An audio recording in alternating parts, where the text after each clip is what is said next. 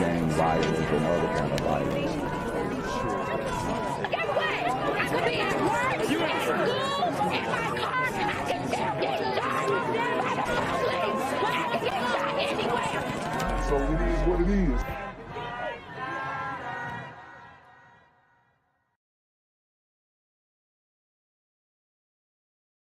Yo, what's good, BGZM News 17 family? I'm at the corner of Jesse Jackson and Marcus Garvey, and I got some bad news for you. As you can see, I lost my job. I'm out here living in cardboard boxes outside of boarded up vacant homes. YouTube said I'm done getting money out here in these streets. They even took my funky ass suit. So anything right now would help. So go ahead and hit that Cash App, hit that PayPal, hit that GoFundMe. Hell, cop the merch. Or if you want to make the long-term commitment to the Jinquavius Jackson Fund, join the Patreon so that I can continue to put out top-notch content each and every day. Also, check out the Rumble, where there is absolutely no censorship. Link in the description box below. Hey, yo, ain't that nigga Jinquavius? Yo, I recognize. No, that's not me no more. Hey, yo, run your pocket. Y'all tell me what they say. Do the opposite of Antonio Brown and take What over your more store. do you want from me?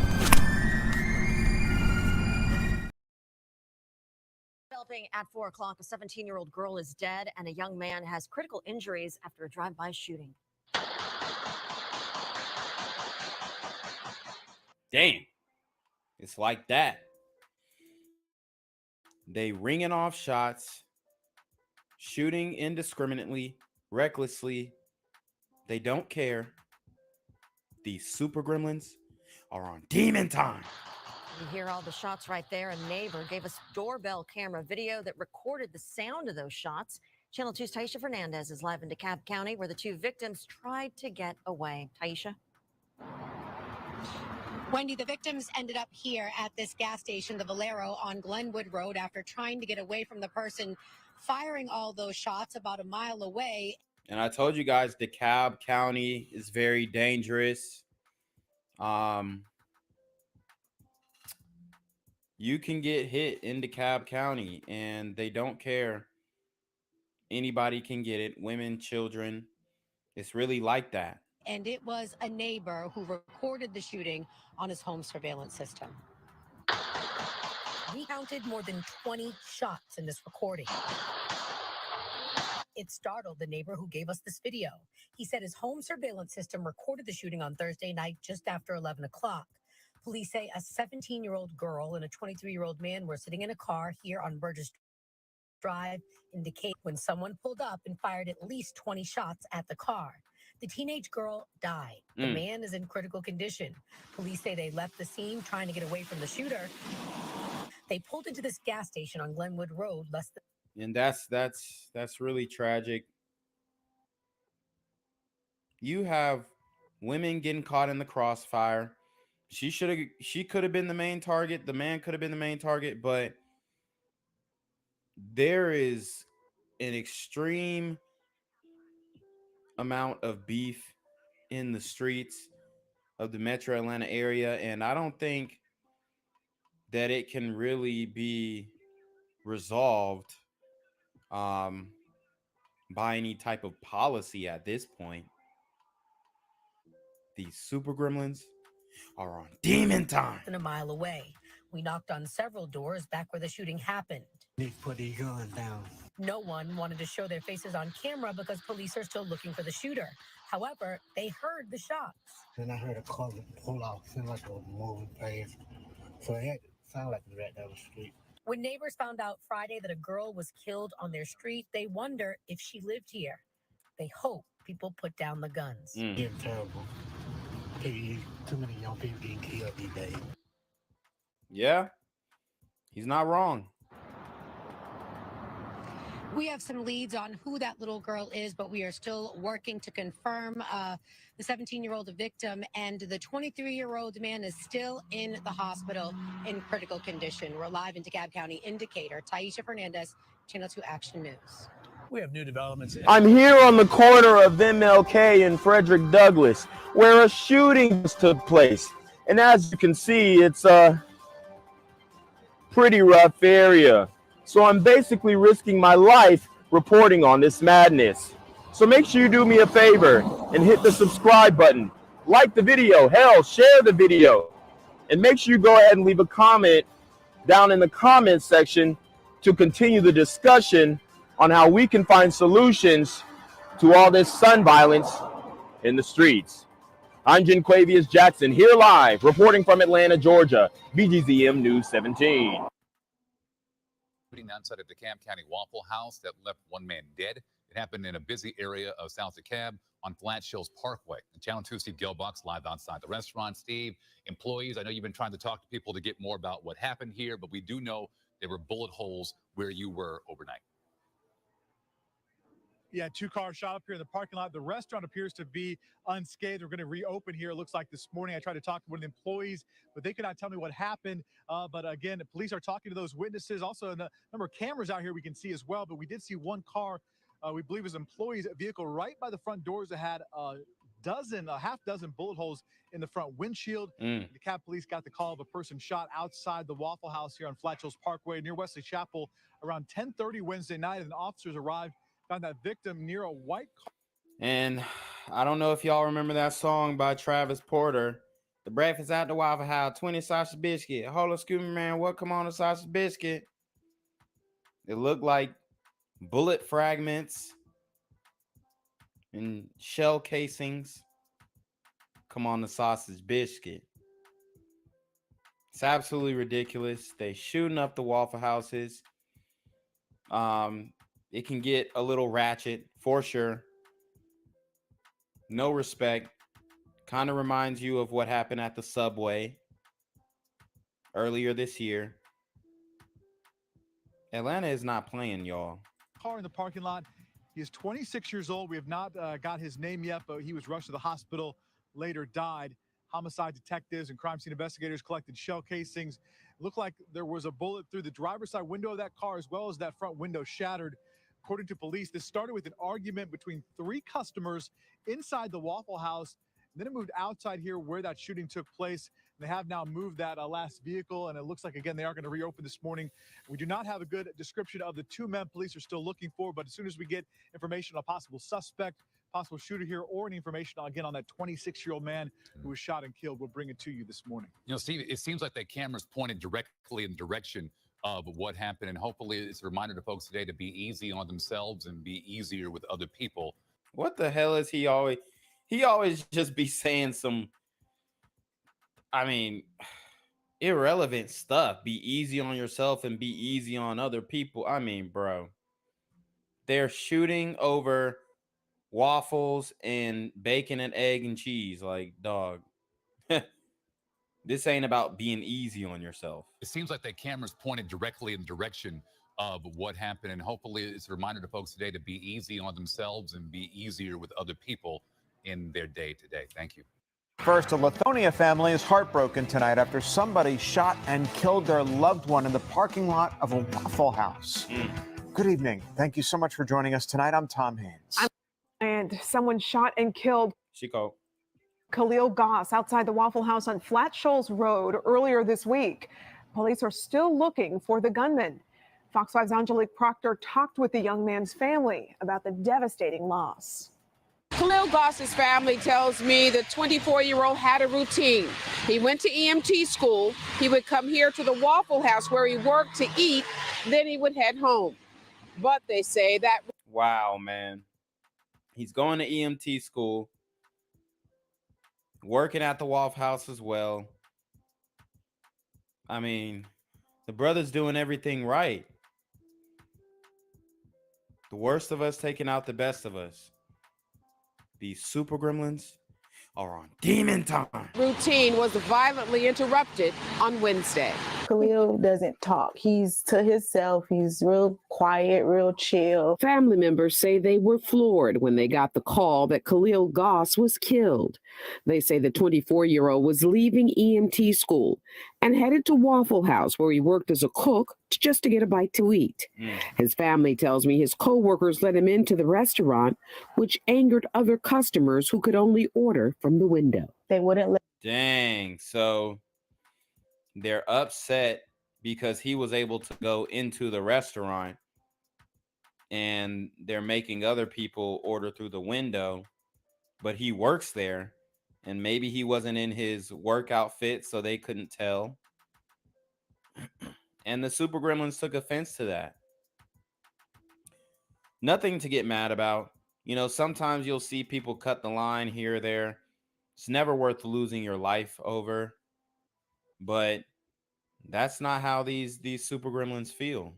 So, you know, they didn't like the fact that he was able to skirt the protocol, the CV protocol, which is getting a lot of people killed. That they ain't gonna talk about those statistics.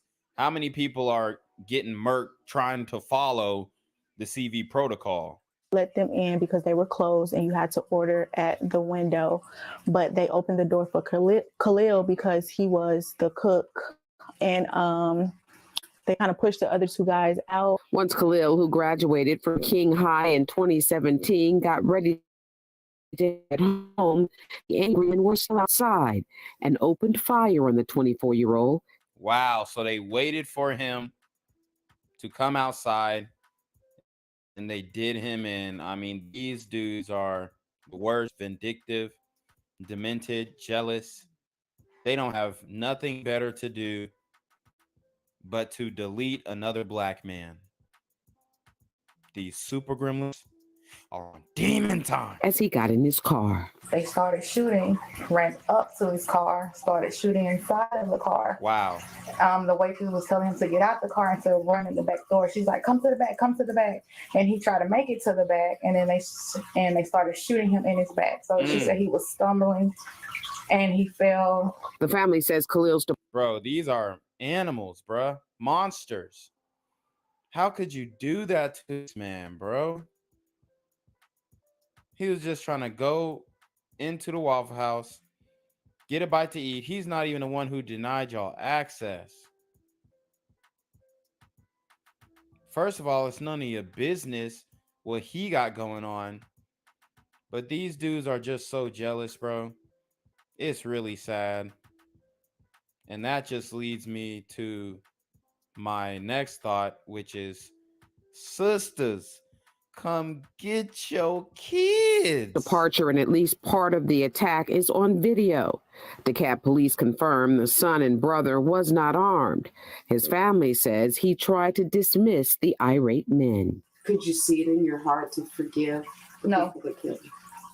No. Thank God. Now I'm rocking with this sister. No forgiveness for these Super Gremlins. We want the death penalty. We want a public hanging. Okay? A public lynching, something to cement it in these devils' heads that you can't just go around murking innocent people. Shout out to this sister. My train of thought, my line of thinking, no forgiveness for the Super Gremlins on demon time. No, I cannot. It was too malicious. Like I said, you didn't stop. It was no point that you stopped. No point that you stopped. And even now, it's no point. You're not even turning yourself in. DeKalb police are actively working this homicide. They say there are two shooters and both are on the run. In DeKalb County, Angelique Proctor, Fox 5 News. Gang violence and other kind of violence. I could be at work, at school, in my car, and I can still get shot by the police. But I can get shot anywhere.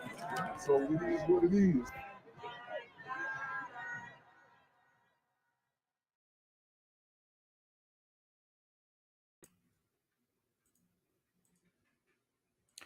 What's good, cyberspace? It's the Black Gen Z Mindset. Make sure you go ahead and like, comment, share, subscribe, and get into the video. All right, guys. So I am back. I'm back after a 2-week ban. If you guys have not been seeing my videos, then that means that you are not subscribed to BGZM News 17. The backup channel is where we're posting all of the videos when I am banned. So I advise you to go and subscribe to BGZM News 17 because I project that I am probably going to get banned again, and this time for good. So, make sure you guys go in those links below. Find me on Instagram, Twitter, Rumble, all that, because as you can see, I did not take a break. There were no breaks being taken. The content wasn't taking a toll on me. It was just that YouTube obviously does not want the message to get out to stop the violence in the community. So they did ban my channel. They also demonetized me. So guys, make sure that you hit that PayPal, that Super Trap, and that Cash App so that you can show your support, because the fight is real, y'all. They're really working to stop your boys' grind, your boys' hustle. Okay. And I'm not going to stop, guys. I got the backup channels. I got the Patreon going. I'm looking to get more active on the Patreon. But yeah, donate to the channel, support alternative media. And that's that. So what we're going to do now is we are going to get into some pretty serious topics. It appears that the Atlanta faith leaders have come together and they are calling for a stop to the violence. I think they're trying to pray the super gremlins away, which we already know, if you watch this channel, that does not work. And I understand conceptually what they're doing and sending good energy and all that kind of stuff. But at the end of the day, what's going to stop these types of incidents from occurring is swift law and order. That's really what it comes down to. You got to lay the law down and lay it down hard for the violent criminals. Okay. I'm not talking about little petty stuff. I'm talking about dudes who are out here making the community as a whole unsafe, to the point where if you go outside in the city of Atlanta, you are likely to lose your damn life. Okay. Likely to lose your life. This was a story that I've been following for a week or so. This is a story that I've been following for a week or so. We had a 12-year-old boy who was killed during a shooting near Atlantic Station. So we're going to kind of talk about that, and then some of the other teens who were taken out during my absence. So let's get it. Sounding an all too familiar tune tonight, addressing yet another deadly shooting in the city. Good evening. Thanks for joining us tonight. I'm Joe Ripley. We first brought you this as breaking news last night at 11. One person killed, 5 injured in a shooting near Atlantic Station. And today, we've learned the lone fatality in that shooting was a 12-year-old boy. We began our team coverage tonight with 11 Alive's Dawn White. She was on the scene last night, and tonight she's back near the scene. So, Dawn, what do we know right now? Joe, just hours ago, the Fulton County Medical Examiner's Office identified that 12-year-old boy is Zion Charles. Atlanta Mayor Andre Dickens, he said this afternoon that the 5 people who were shot here outside of Atlantic Station are all teenagers. So there you have it. I've discussed this before. We are absolutely living in an op culture. Okay, we are living in an op culture, and this op culture consists of these super teen gremlins feeling like they can just spin the block on their enemies. And a lot of times the ops who are actually going through with these killings, they're a little bit older. Okay. So you got older dudes kind of beefing with the younger generation.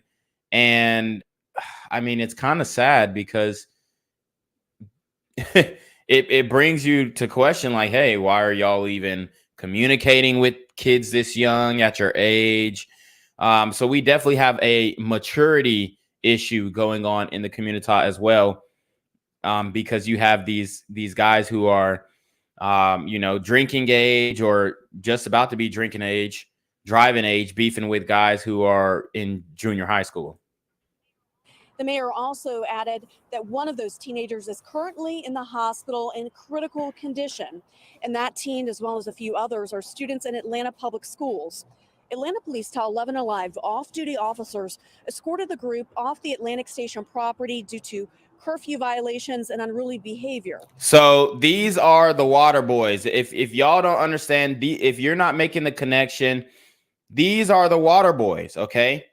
These are the guys who are standing at the exits, who are trying to sell you water when, we all know that a lot of times they're really trying to scam you, okay? But these are the water boys. These are the kids who are just miscellaneously hanging out in front of the gas stations and all this stuff. And we got some crazy stories going on in Atlanta. There was actually a Georgia State student who was just shot at the gas station. So we're going to keep you guys abreast of what's actually going on in the city, because they're trying to make it seem like it's just, Black solidarity and Wakanda and all that stuff and the Black Mecca. But there's some huge issues going on and nobody's talking about it. You got kids dying. Nobody's talking about it. And it's just getting crazy out here, man. It's getting super hot. Investigators say a fight broke out within the group close to the 17th Street Bridge, and there could be multiple shooters as 3 guns had been recovered. The mayor says several parents didn't know their kids were at Atlantic Station, which already has a heavy police. And that is an issue. The parents didn't even know where their kids are. Sisters, come get your kids. Presence this time of the year. I'm a parent of a 17-year-old daughter in this city. And it is my everyday task to make sure I know where she is from time They need to fix the focus on that camera. she goes to school, to her volleyball practice, to her after-school job, to visiting friends. And so I'm asking parents right now that you use your phones, your Android or your iPhones. They all have trackers. And this comes at one of the big. You hear what he's saying. He's saying track your kids, make sure you know where they're at. But I'm telling you guys right now, these women cannot control these young men. They can't. There's no way. It's not possible. These dudes is getting buck on they mamas. They doing whatever they want. They stealing cars. I mean, how are you going to tell a young man as a woman to do something when he's already stealing cars at 13, 14? Busiest times of the year for the popular shopping destination. Coming up after the game, I'll have more on possible safety measures in the future to prevent shootings like this. Wow. So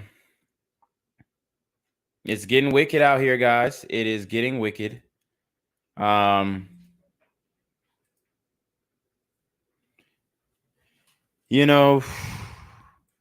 It's so crazy because I do these stories over and over again, and they're all very similar.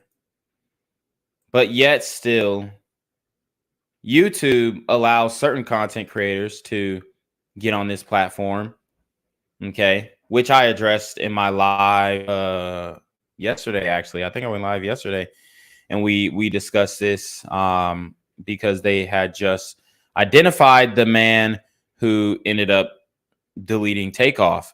So we kind of discussed some of the rappers who were still on this platform, who are still monetized, who still,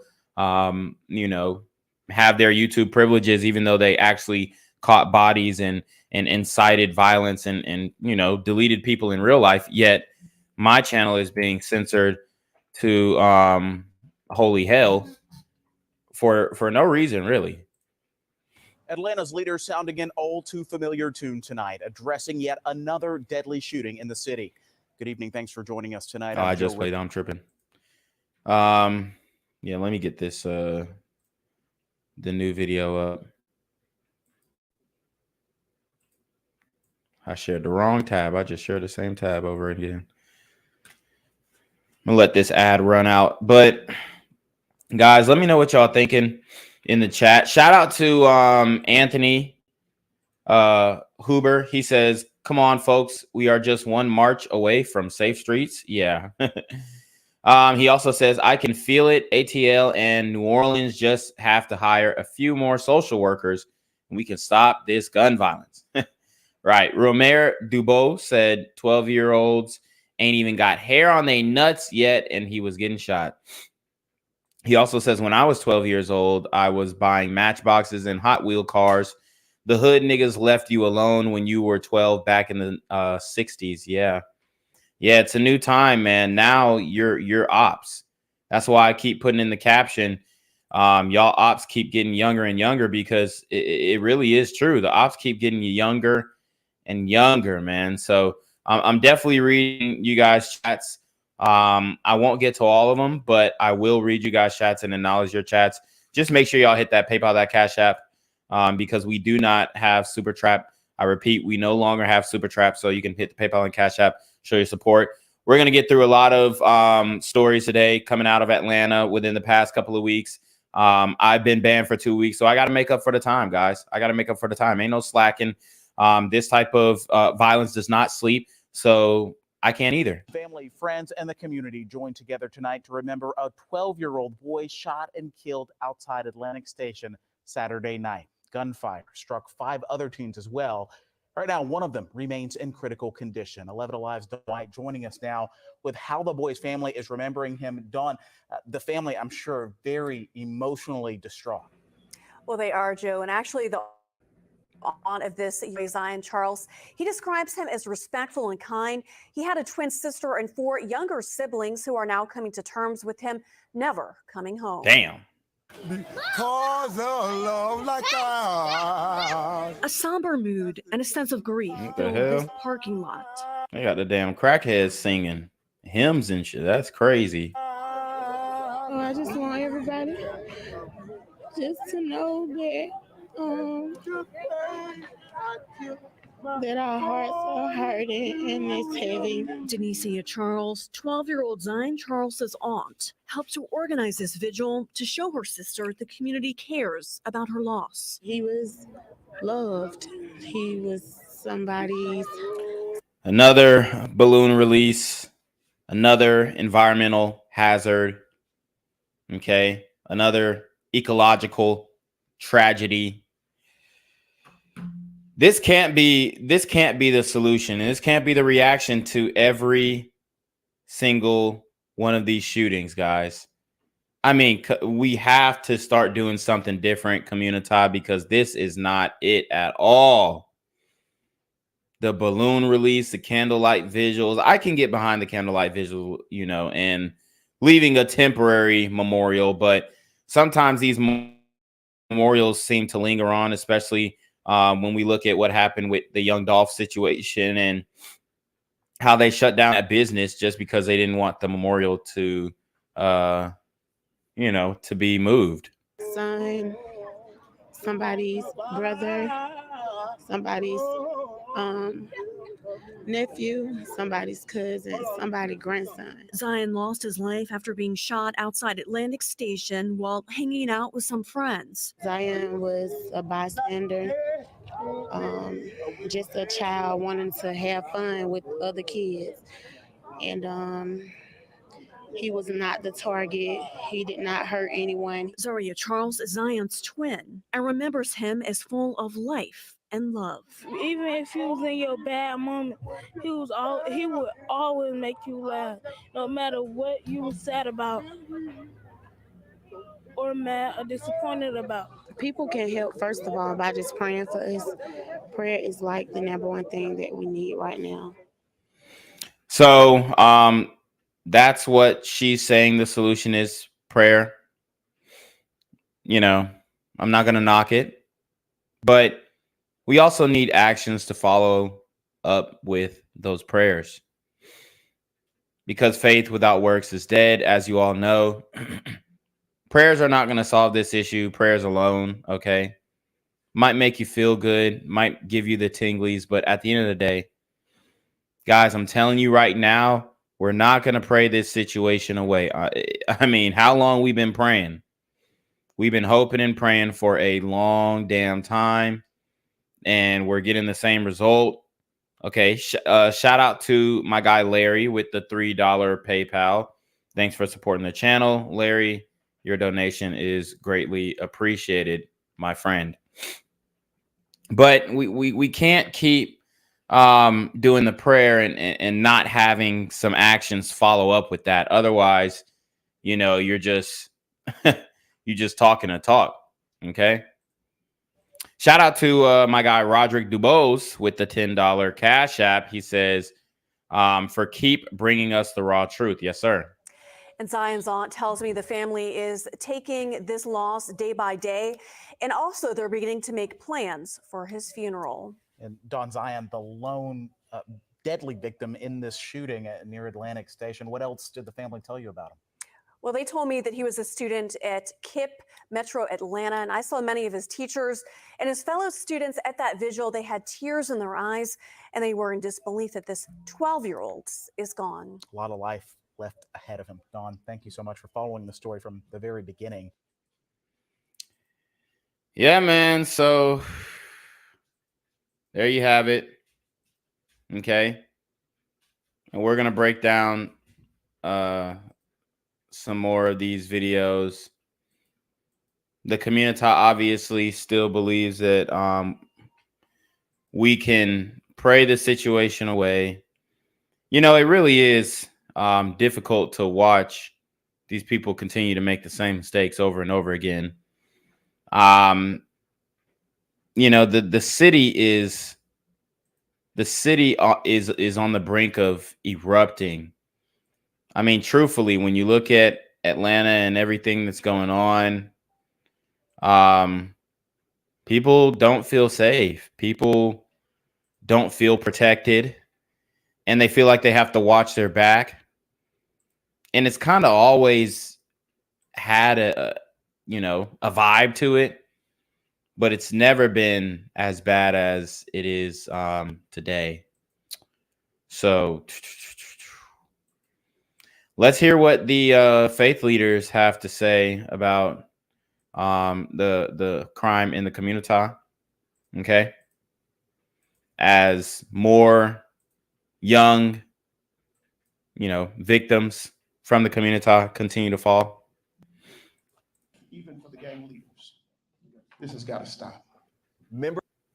Okay, so I already have an issue. This nigga talking about even for the gang leaders, it's got to stop, bro. There's no negotiating. The negotiating stops there. If they're in a gang, bro, you can't sit down, talk to them, and say, "Hey, well, tell your little minions to chill out." They have the quote unquote gang leaders that y'all keep saying are leaders, bro. They're self-acclaimed leaders. Like every nigga who is in a gang thinks he's the head honcho. I'm telling you that right now. Especially how clicked up these gangs are in Atlanta. Every nigga thinks he's the head honcho. He's the gang leader. Okay? So that's what you have now. It's a decentralization of power in the community when it comes to the gangs, because everybody can just start their own set. So it's like some king of the hill shit, where if I can't be the leader in this gang, I'll just start my own gang and say, "Oh, well, I'm a part of this gang, but I got my own set here." So there are no quote unquote leaders. Everybody is they're self-proclaimed, leaders of certain sets. It is what it is. Even for the gang leaders, this has got to stop.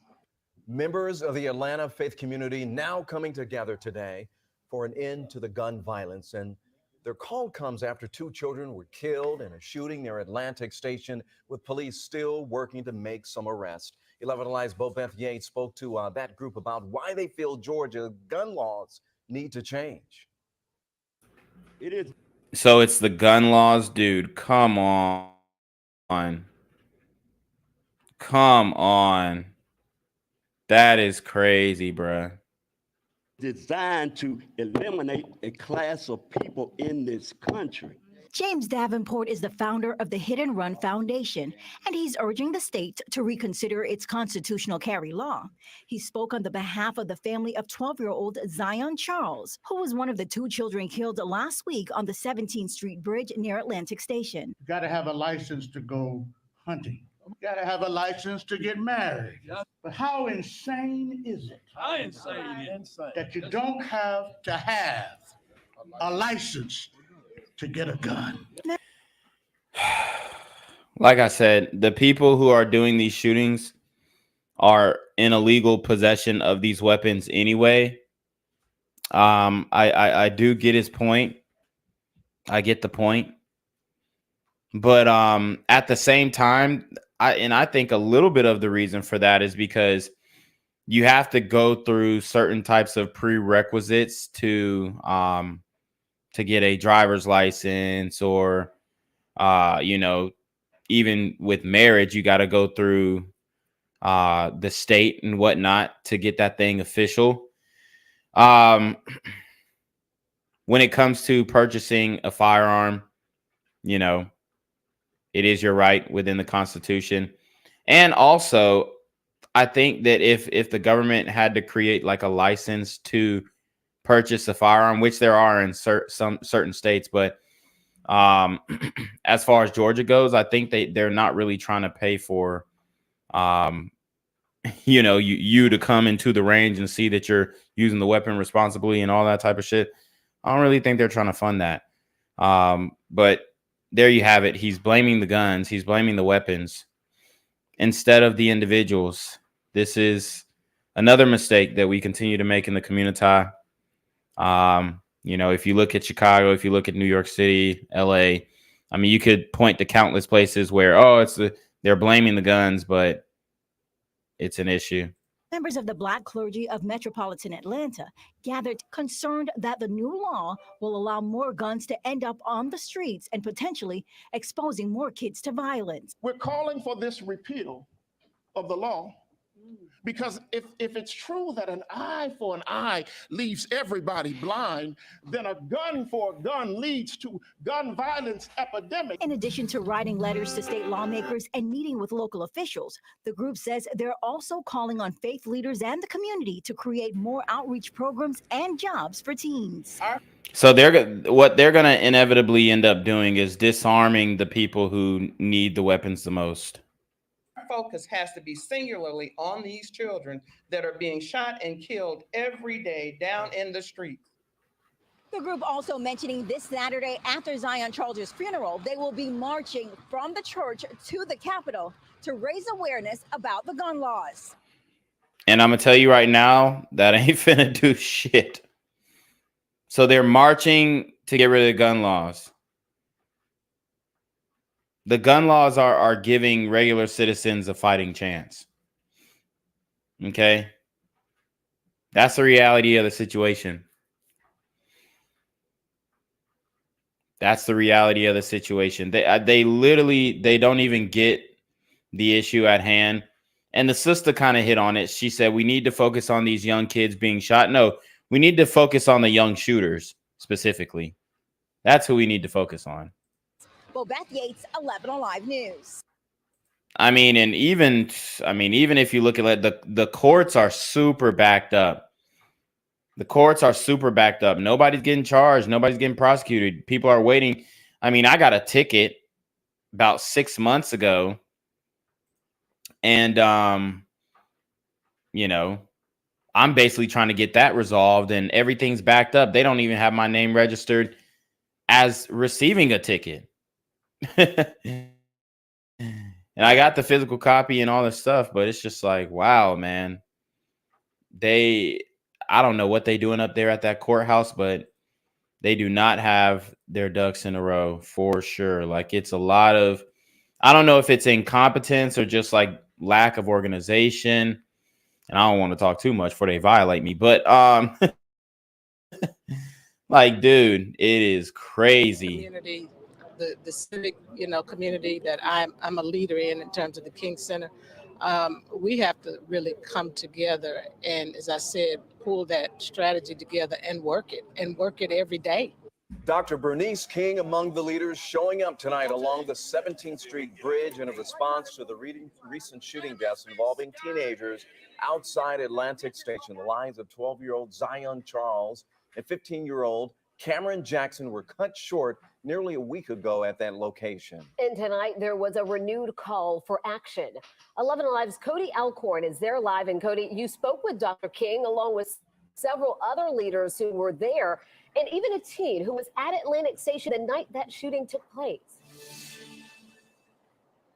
Jennifer, as you know, all week I've been talking to faith leaders and community leaders about what happened here, and they all agree there are too many guns on the streets getting into the hands of these teenagers.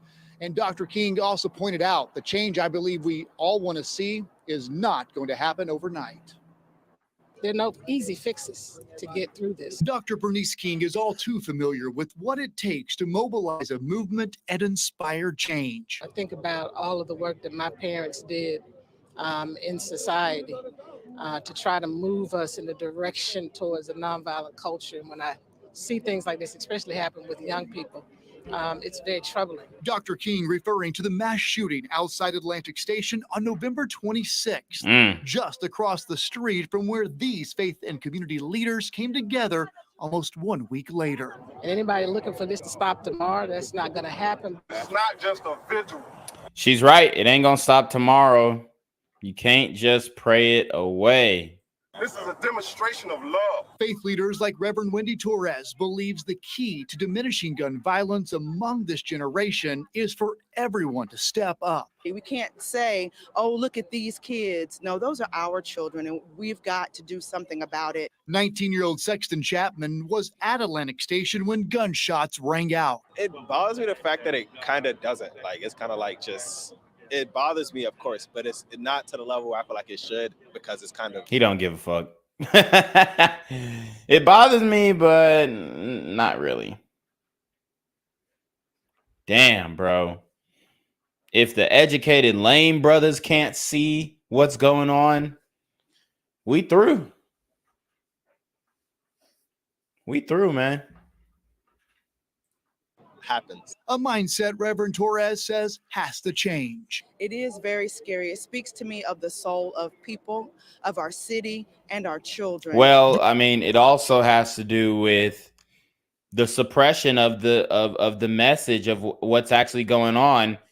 You know, anybody who's kind of speaking with my type of wavelength or on my wavelength, like, you're ridiculed in the community. If we're saying, hey, you know, we denounce the things that Young Thug was doing in the streets. We denounce the things that YFN Lucci was doing in the streets. We don't want that to be a representation of our city. You get ridiculed, man. It bothers me, of course, but it's not to the level where I feel like it should, because it's kind of happens. A mindset Reverend Torres says has to change. It is very scary. It speaks to me of the soul of people, of our city, and our children. Dwayne Hart, better known as hip-hop artist Young Dro, believes parents have to be more involved in what their kids are doing. I think that you should go in those rooms that the doors are closed. You should go in the rooms and see what your child is doing. You should grab the phone. You should monitor. You should grab the phone and turn what music off that they're listening to. You see, I got into a debate, and I'll probably upload that joint on here, but debating a guy about the music and how influential it is in these young teens' lives. And a lot of the times, like, the music is kind of forming their mindset. I've even heard people say, oh, well, this is the soundtrack to my life. And, you know, this is the artist that, you know, represents my mindset the most. But when the kids are saying that those artists that influence them the most are drill rappers, then you got to start being vigilant, because it's only a matter of time before they start acting these things out. For music, you should monitor all of these things. You know what I'm saying? Pay more attention to your child. One thing everyone out here agreed on, there's a gun issue in this city. A gun issue. Jesus Christ. It's just a gun issue. It's just a gun issue. Not a black community issue, just a gun issue. And this is why nothing is going to change.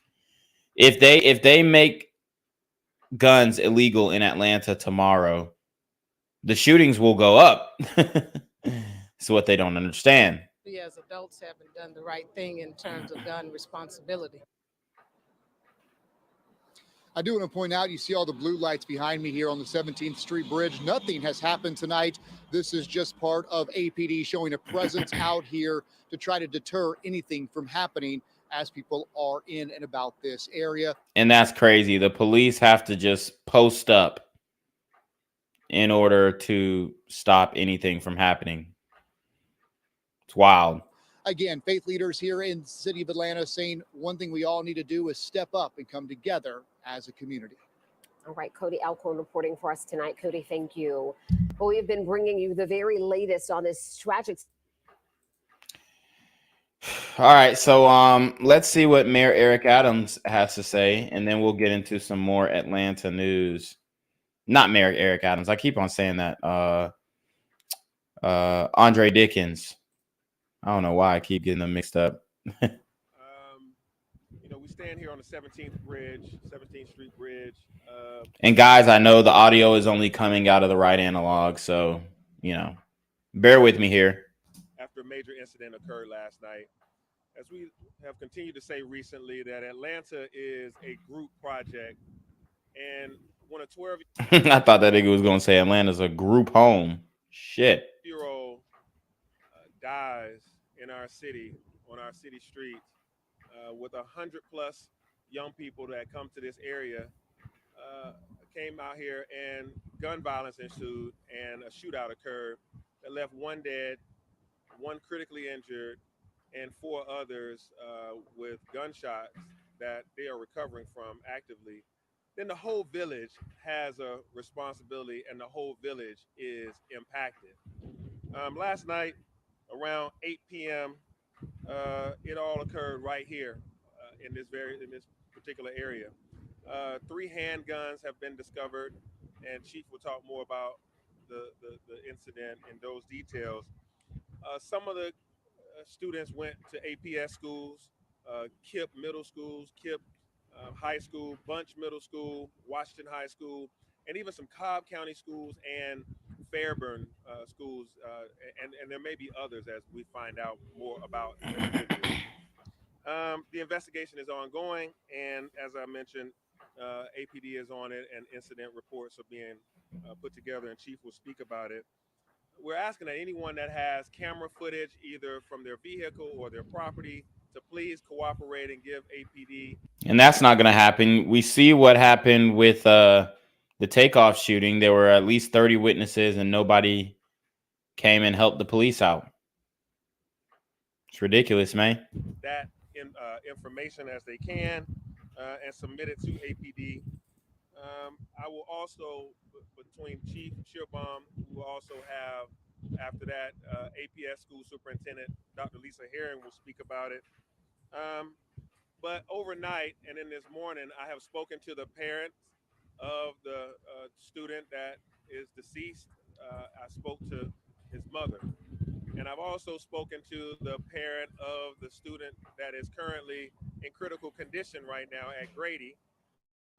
And also to another parent whose son was shot in the leg. And each of the parents, you know, I gave them my condolences, my heartfelt thoughts and prayers and offer of support from the city and myself as time goes on. They were all still in shock and you know, just devastated by the situation.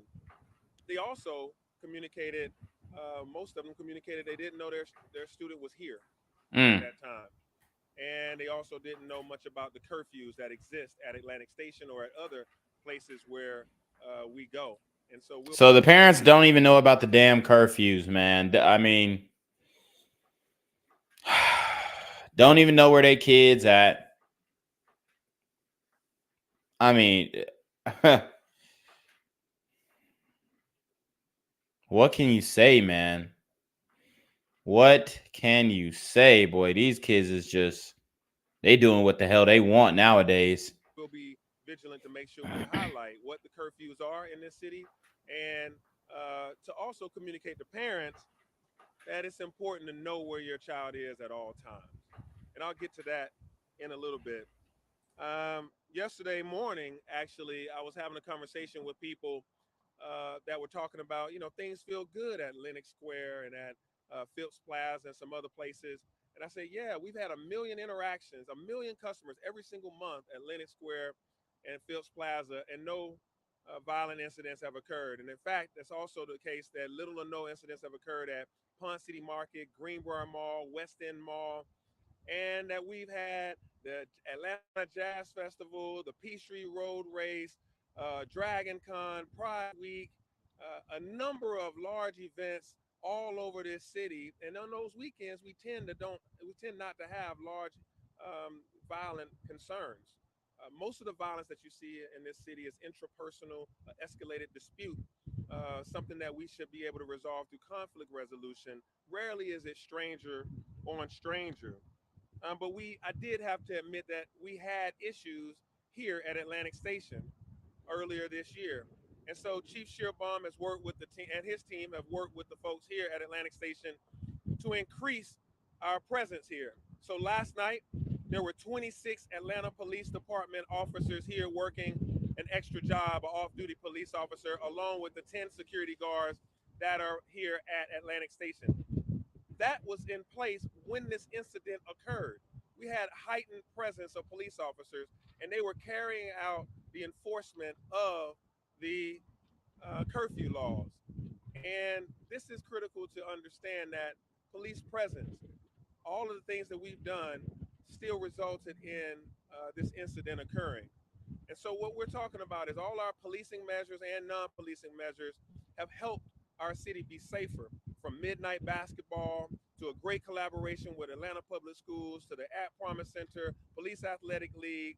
We even had 3,007 students employed this summer in the Mayor's Summer Youth Employment Program that had corporations, nonprofits, agencies of various governments, as well as churches and schools to hire 3,007 individuals to keep them busy, to give them job skills, give them money, and reduce water sales and those things that we don't like in this city. And so that made a tremendous impact on reducing crime amongst youth this summer. And in fact, This man talking about some midnight basketball, bro. Wow, man. They are married to that idea of midnight basketball, man. It's a lot of shit going on. It doesn't look like what's his name? Andre Dickens has the answers. Let's see. So we're just going to go ahead and move on to the young sister who was killed at a Clayton County high school party. This one you might have to brace for, guys. Very sad story here. Very sad story. We have young lady by the name of, Layla Renee Harris. Okay. Layla Renee Harris, shot and killed. I think this was yesterday, actually. Yeah, yesterday. Oh, man. So let's get into it.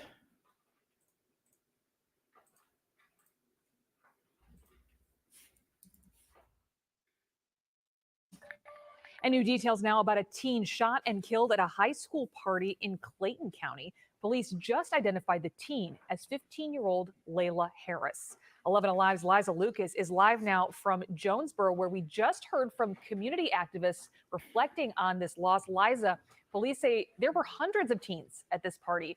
What do we know about what happened? Kristen, police basically said that Layla Harris was caught in the crossfire while simply attending that high school party. Now they're hoping that anyone who was at that party or anyone with any information at all will come forward in regards to this shooting. So they keep asking people to come forward. You know that's not going to happen. You know that's not going to happen. It's wild that they continue to say this. But this is not even. It's almost like it's a non-factor. Okay, it's a non-factor. As they continue to work the case, Clayton police telling us that they responded to the shooting around 11 p.m. Saturday night off of Citizens Parkway in Morrow. They saw hundreds of teens running from the area. Now, police say they believe the shooter was asked to leave that party at one point. That person came back. And there you have it. Tried to kick him out. Tried to make sure that the unruly individual was removed from the premises, and he comes back and spins the block. With an accomplice, they say, and shot up the location. Officials say Harris was injured as gunfire broke out. Today, we joined community leaders here in Clayton County as they gathered once again to call for action following yet another life lost to gun violence.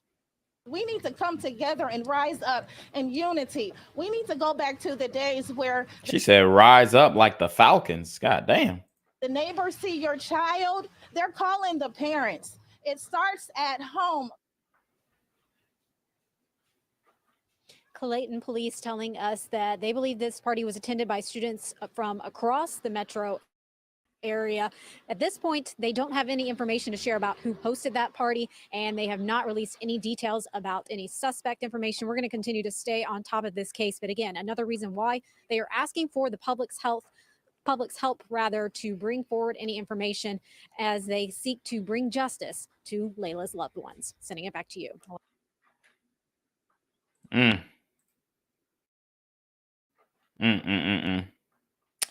All right. Let's get back into this.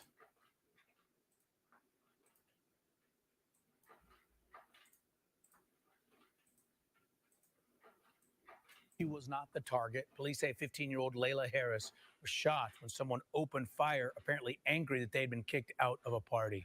Channel 2's Tom Jones live in Clayton County, and Tom, activists are pleading for these killings to stop. That's right, Justin. Those community activists say too many kids are killing kids, and it has to stop. Take a look. You can see where a bullet shattered the window here where the party was held. That bullet also shattered the hearts of Layla's family, who expected her to return home. Each and every day, someone is dying due to the gun violence.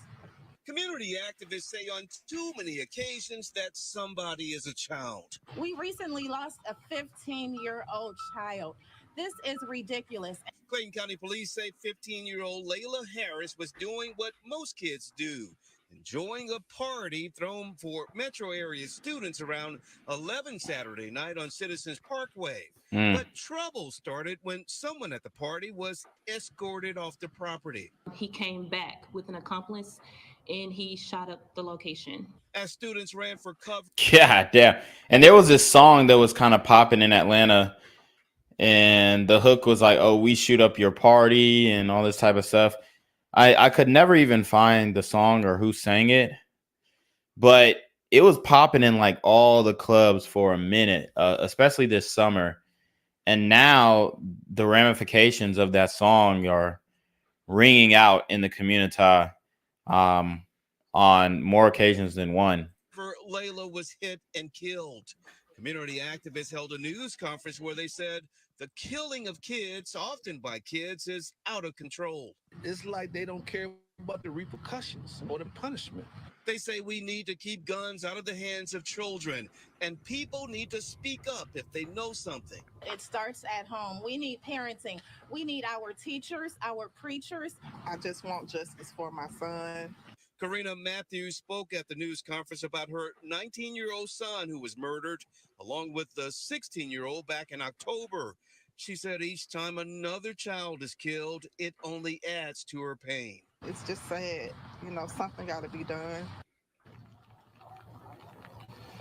And looking at surveillance video and following leads in an effort to find the shooter, police are asking anyone with any information about this crime to contact them. Meanwhile, go to our website, WSBTV.com, to see how you can help with a GoFundMe account. It's been set up to get Layla's body back to St. Louis, where she will be laid to rest. We're live in Clayton County. Tom Jones, Channel 2 Action News. Yeah, man, it's dirty in these streets for show. 15-year-old girls being shot and killed. I mean, these super gremlins, they are not playing with y'all. They ain't playing at all. He said the song's Polo G. Hold on. Oh, you talking about the I'm with the gang? Yeah, that shit. Yeah. Let me see. Let me see what the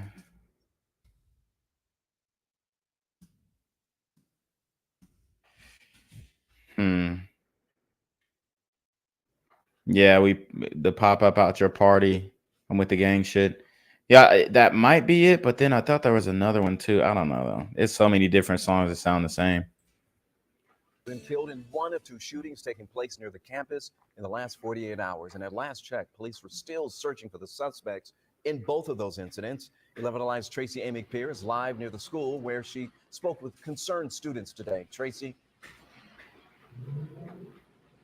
Well, right now there is a larger police presence around the GSU campus where yesterday some students tell me they could hear the shooting from their dorm rooms. I was laying in bed talking to my mom, and then I heard boom, boom, boom at the gas station. Freshman Christian Kelly says it was 4 o'clock on Sunday when he heard the gunshots from the racetrack gas station, where Atlanta police say a man was shot and killed. We looked out, and we saw people running, and there was cops and ambulances around it everywhere. Georgia State confirmed the victim was a student. Then, just hours later, another shooting happened nearby, across from the Waffle House on Cortland. A man and woman were injured and brought to the hospital. We go to the Waffle House every day. Ashante Key says these. Yeah, you might want to stop doing that. You might want to stop going to the Waffle House every day. That's not a good decision, especially when, I mean, we just did a story on my man Khalil getting shot down at the Waffle House brutally. Shootings are traumatizing. Wow, this is actually happening right in front of our campus. It was really heartbreaking. Now, police have not said whether or not the two shootings are related, but in a letter yesterday to the community, the GSU president said that he believes because police told that the shooting at the gas station was targeted, but he didn't say why. In downtown Atlanta, Tracy A. McPeer, 11 Alive News. Shit. I mean, and we'll be here all day reacting to stories like this. It doesn't stop. Tonight, police are pleading for the public's health after 15-year-old Layla Harris was shot and killed at a party. And while that party happened in Clayton County, we have just confirmed the victim attended Sprayberry High School in DeKalb County. And police tell the 11 Alive's Liza Lucas hundreds of teens from all over Metro Atlanta were at that party at the time, and they believe somebody knows something. Police say Layla Harris was caught in the crossfire while attending a high school party along with hundreds of other teens. Now they need anyone with any information to come forward. It really is sad for 15-year-old. A shattered window, one of the few signs of a deadly shooting claiming the life of 15-year-old Layla Harris. It was here off of Citizens Parkway in Morrow that Clayton police say a large group of teens gathered for a party on Saturday, and where police responded to a shooting around 11 p.m. When they arrived, police say they saw hundreds of teens fleeing the area. Clayton PD believed the shooter had been kicked out of the party earlier in the night, only to return. He came back with an accomplice and he shot up the location. Brandon Wilcox owns the business next door. He's been worried about parties like this before. Because at 2, 3, 4 o'clock in the morning, I'm seeing that there's teenagers still hanging out. Yep. And this brother, he owns a business next door, and he's like, hey, this has to stop.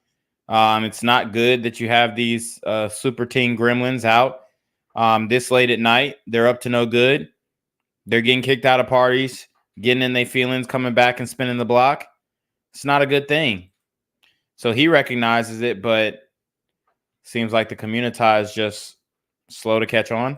Often hear the conversations, and it's like, man, something can happen at any given time. Now, with another life lost to gun violence, community leaders in Clayton County say change can't wait. We need to come together and rise up in unity. We need to go back to the days where the neighbors see your child, they're calling the parents. It starts at home.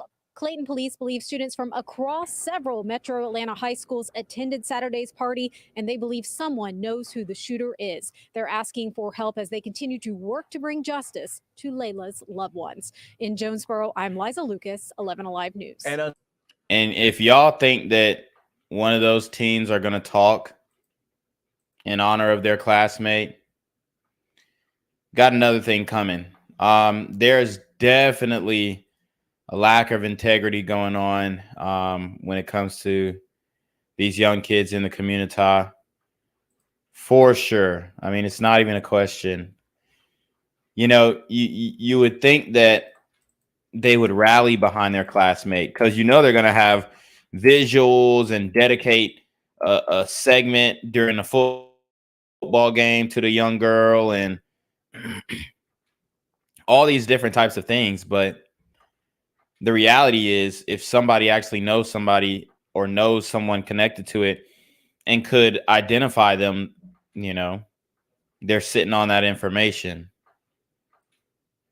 Okay? They're sitting on that information, and you think that they would be looking out for their classmates and, you know, feel some sense of solidarity for the same kids that they go to school with every single day. For her to just, you know, not show up because her life was taken the next day, it's unacceptable. But I think a lot of these kids are minding their damn business, which we need less of. We need more of people speaking up. But I'm telling you guys, the mindset is already set in. At this point, it's pretty much OV. It's pretty much OV. I'm going to show you guys another video of a brother by the name of Darshay Barnes Jr., who was arrested for, let's see, let me just double check. Yeah, so I mean, he caught two bodies. Caught two bodies. Now police are looking for him. And I think they ended up getting him. Let's see. Yeah, so they identified him. They haven't arrested him yet. He's on the streets, guys. So if you're in Atlanta, be on the lookout. Let's watch. We have new details from Atlanta police about a deadly double shooting that happened on Father's Day. Officers say the person you see right here in this screen running away, that is a person of... Damn, and that was on Father's Day. That's crazy. Now it's all coming to light. Interest. They were spotted wearing a red hooded sweatshirt and some blue sweatpants, leaving the Villages at Carver apartment complex in Southwest Atlanta. Now, homicide detectives say a suspect shot and killed the two men and then took off running. Police are asking anyone with information to please give them a call. So there you have it. Bruh caught two bodies that day. Shit. And this nigga don't give a fuck. I'll just show you guys his picture real quick. This nigga don't give a damn, boy.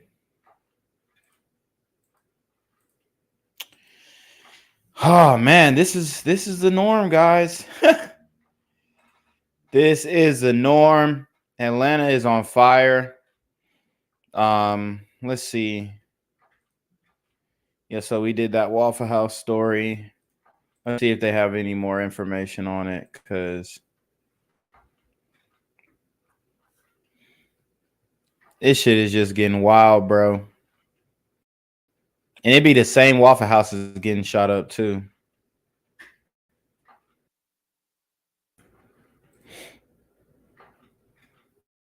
Be the same Waffle House getting shot up, and you got college students getting killed as well.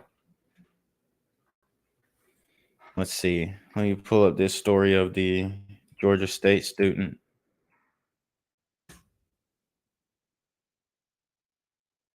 Guys, hit the PayPal, hit the Cash App, show some love. message is being suppressed.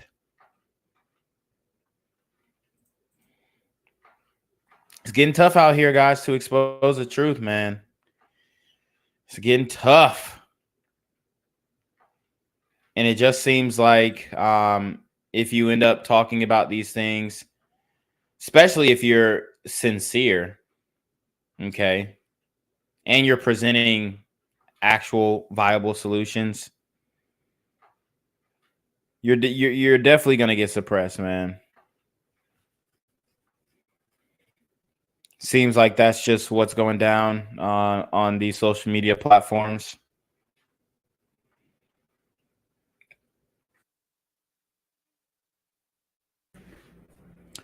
All right, so let me pull up this next video.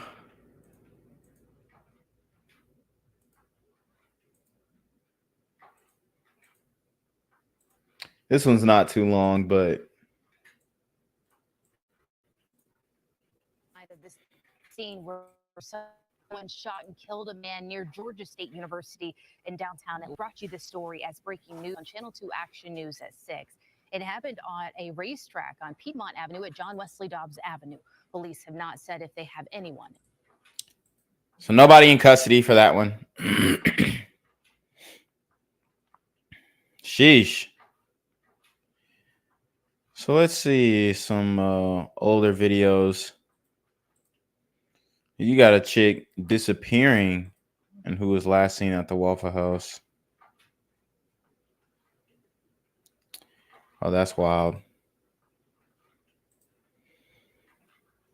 Let me see if I can find some stories in the Discord.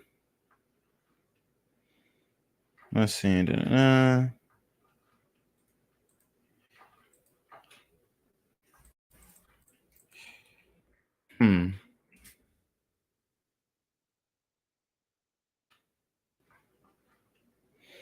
Okay, we got some updates on the Sequoia Turner case. The young, I think the 7-year-old girl who was actually killed during the what's that man's name? Rashard Brooks police shooting. So the 7-year-old girl who was shot after the protest there. Give you some updates to that one.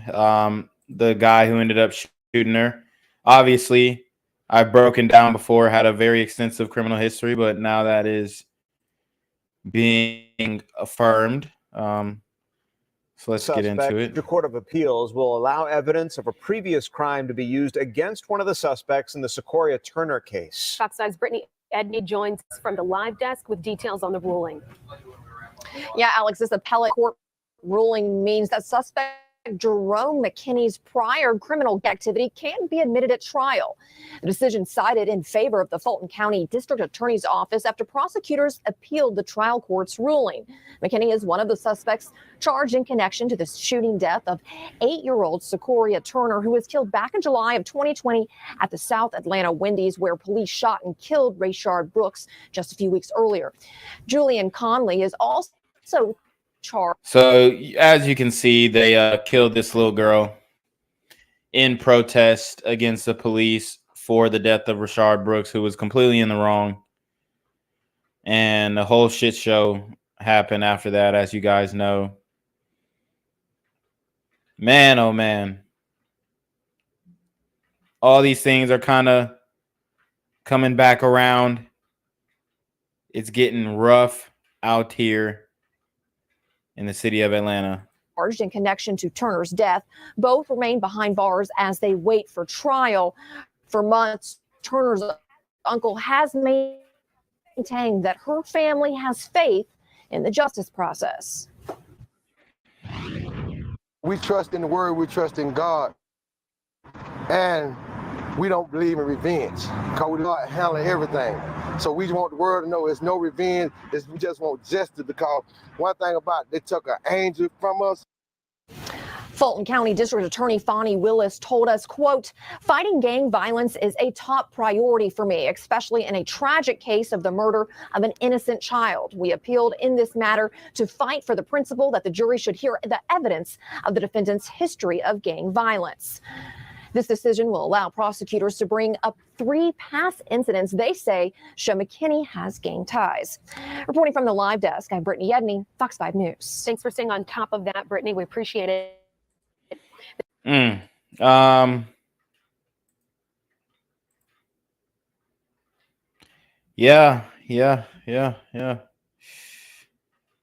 That's the vibe out here. I'm trying to see if I can get the full video of the faith leaders coming together.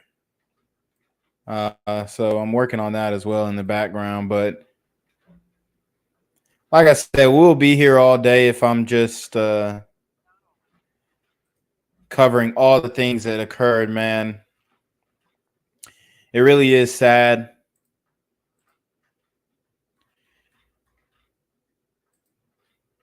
Okay, I thought I saw some weird shit. Hold up. Okay, all right. So let's pull up this video. It's not the full video of the pastors, but it's another take from the news. So let's listen up. I can't full screen this, can I? Yeah, it's not gonna let me full screen it. All right, cool.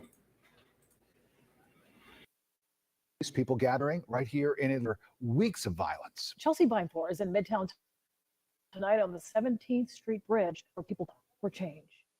Almost 1 week ago, the 17th Street Bridge was the scene of a homicide. Tonight, it became the backdrop of a prayer vigil as people work towards finding solutions for peace across Atlanta. We weep with those who weep. We mourn with those who mourn. Pastors, police, and people praying together Friday night after a violent month in Atlanta. We're asking for your comfort, God, like only you can give in the name of Jesus. Tonight's vigil planned after a string of recent shootings across the city, including one that killed 12-year-old Zion Charles and 15-year-old Cameron Jackson near Atlantic Station last weekend. Tonight, we come tonight to say enough is enough. Pastors at the podium prayed specifically for an end to gun violence and senseless shootings. God, we come to you tonight making a clarion call not only for peace, but God, we're praying that every illegal gun, every illegal bullet, every ill-obtained weapon that is in this city be turned over, that will fail to operate, that they... I know this is not what they prayed for. I pray that the guns will jam. Man, we're so far along, but it just seems like we ain't got nowhere. Praying that the guns will jam is crazy. Every illegal gun, every illegal bullet, every ill-obtained weapon that is in this city be turned over, that will fail to operate, that they are captured, that they are retrieved, and they are destroyed, oh God. Others encouraged everyone in the community to get involved by becoming a mentor to Atlanta's youth and helping them stay on the right path. But we're here because we're on a divine assignment, and we will not stop until we save the lives of our young people. It is in the mighty name of Jesus we pray. We all say amen. Amen. The now double homicide at the 17th Street Bridge remains unsolved. If you know anything about what happened, you're asked to call the Atlanta Police Department. Reporting in Midtown tonight, Chelsea Bynfor, Atlanta News First. The family. Sheesh, man. Wow, bro. If this is what they're on, bro, I mean, shit. We're going to take an L, bro. We are going to take a huge L. My man is praying that they just turn the guns in, dog. Let's see. Yeah, I can't find the full meeting of the faith leaders going at it.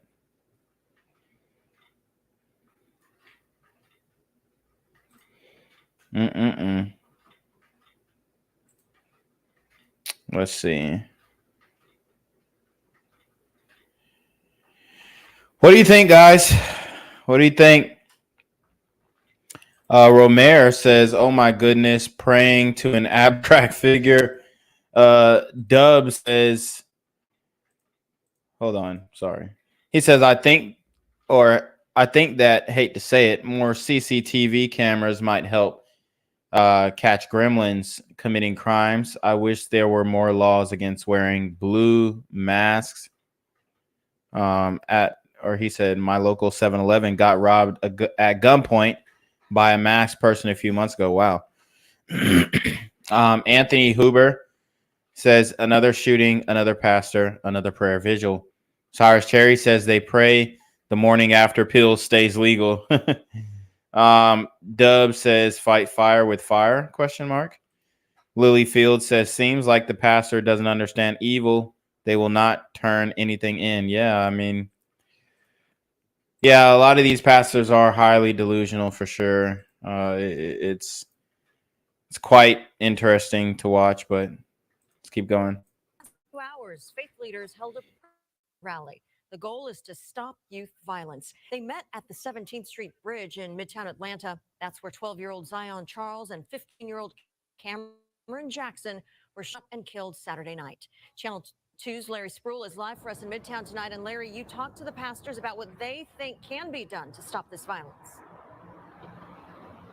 Wendy, I asked many pastors, including Dr. Bernice King, that very question. What can be done to stop the violence that killed 2 young teens right here in Midtown Atlanta? Now, the pastors and even an Atlanta rapper tell me it's a huge problem and the solution is complex. But tonight's rally is a start. I can only imagine, oh God, what these mothers must be feeling. So God, we're crying out right now in the name of Jesus, God. Faith leaders are believing in the power of prayer while calling for action. They met for a prayer rally against youth violence Friday night outside Atlantic Station on the 17th Street Bridge. We're sick and tired of seeing young bodies shot, young bodies buried. And that's exactly what happened almost a week ago when 12-year-old Zion Charles and 15-year-old Cameron Jackson were shot and killed during a shooting in Midtown Atlanta. Police say it was gang-related, but Jackson's family says he was not in a gang. Friday night, they lit candles with the 2 victims' initials. Bishop Dexter Johnson with Higher Ground Empowerment Center Church says there has to be a change. We're here to answer that call, to let the city know that enough is enough. Young people are dying senselessly out here on the streets. Dr. Bernice King with the King Center was also at the rally. She's concerned with what's happening. My question is, who's killing them?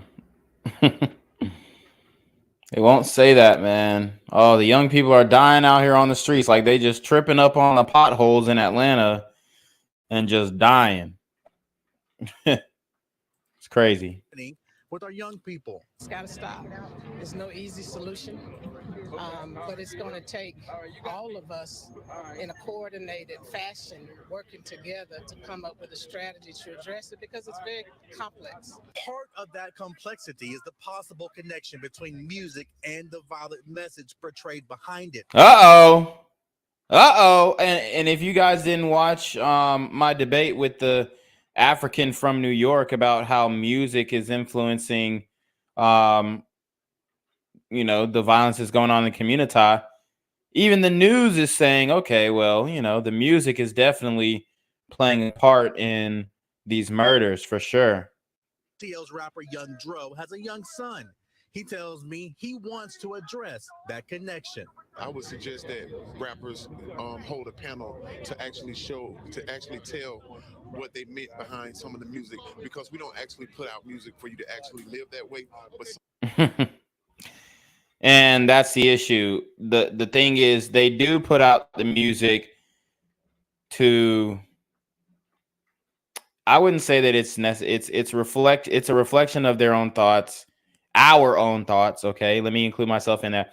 It's a reflection of our thoughts, our artistic expression and whatnot, and then a little bit of mimicking what sells. And right now what sells is drilling, killing, sliding on ops, being demonic, and being the most gangsta nigga with the most bodies.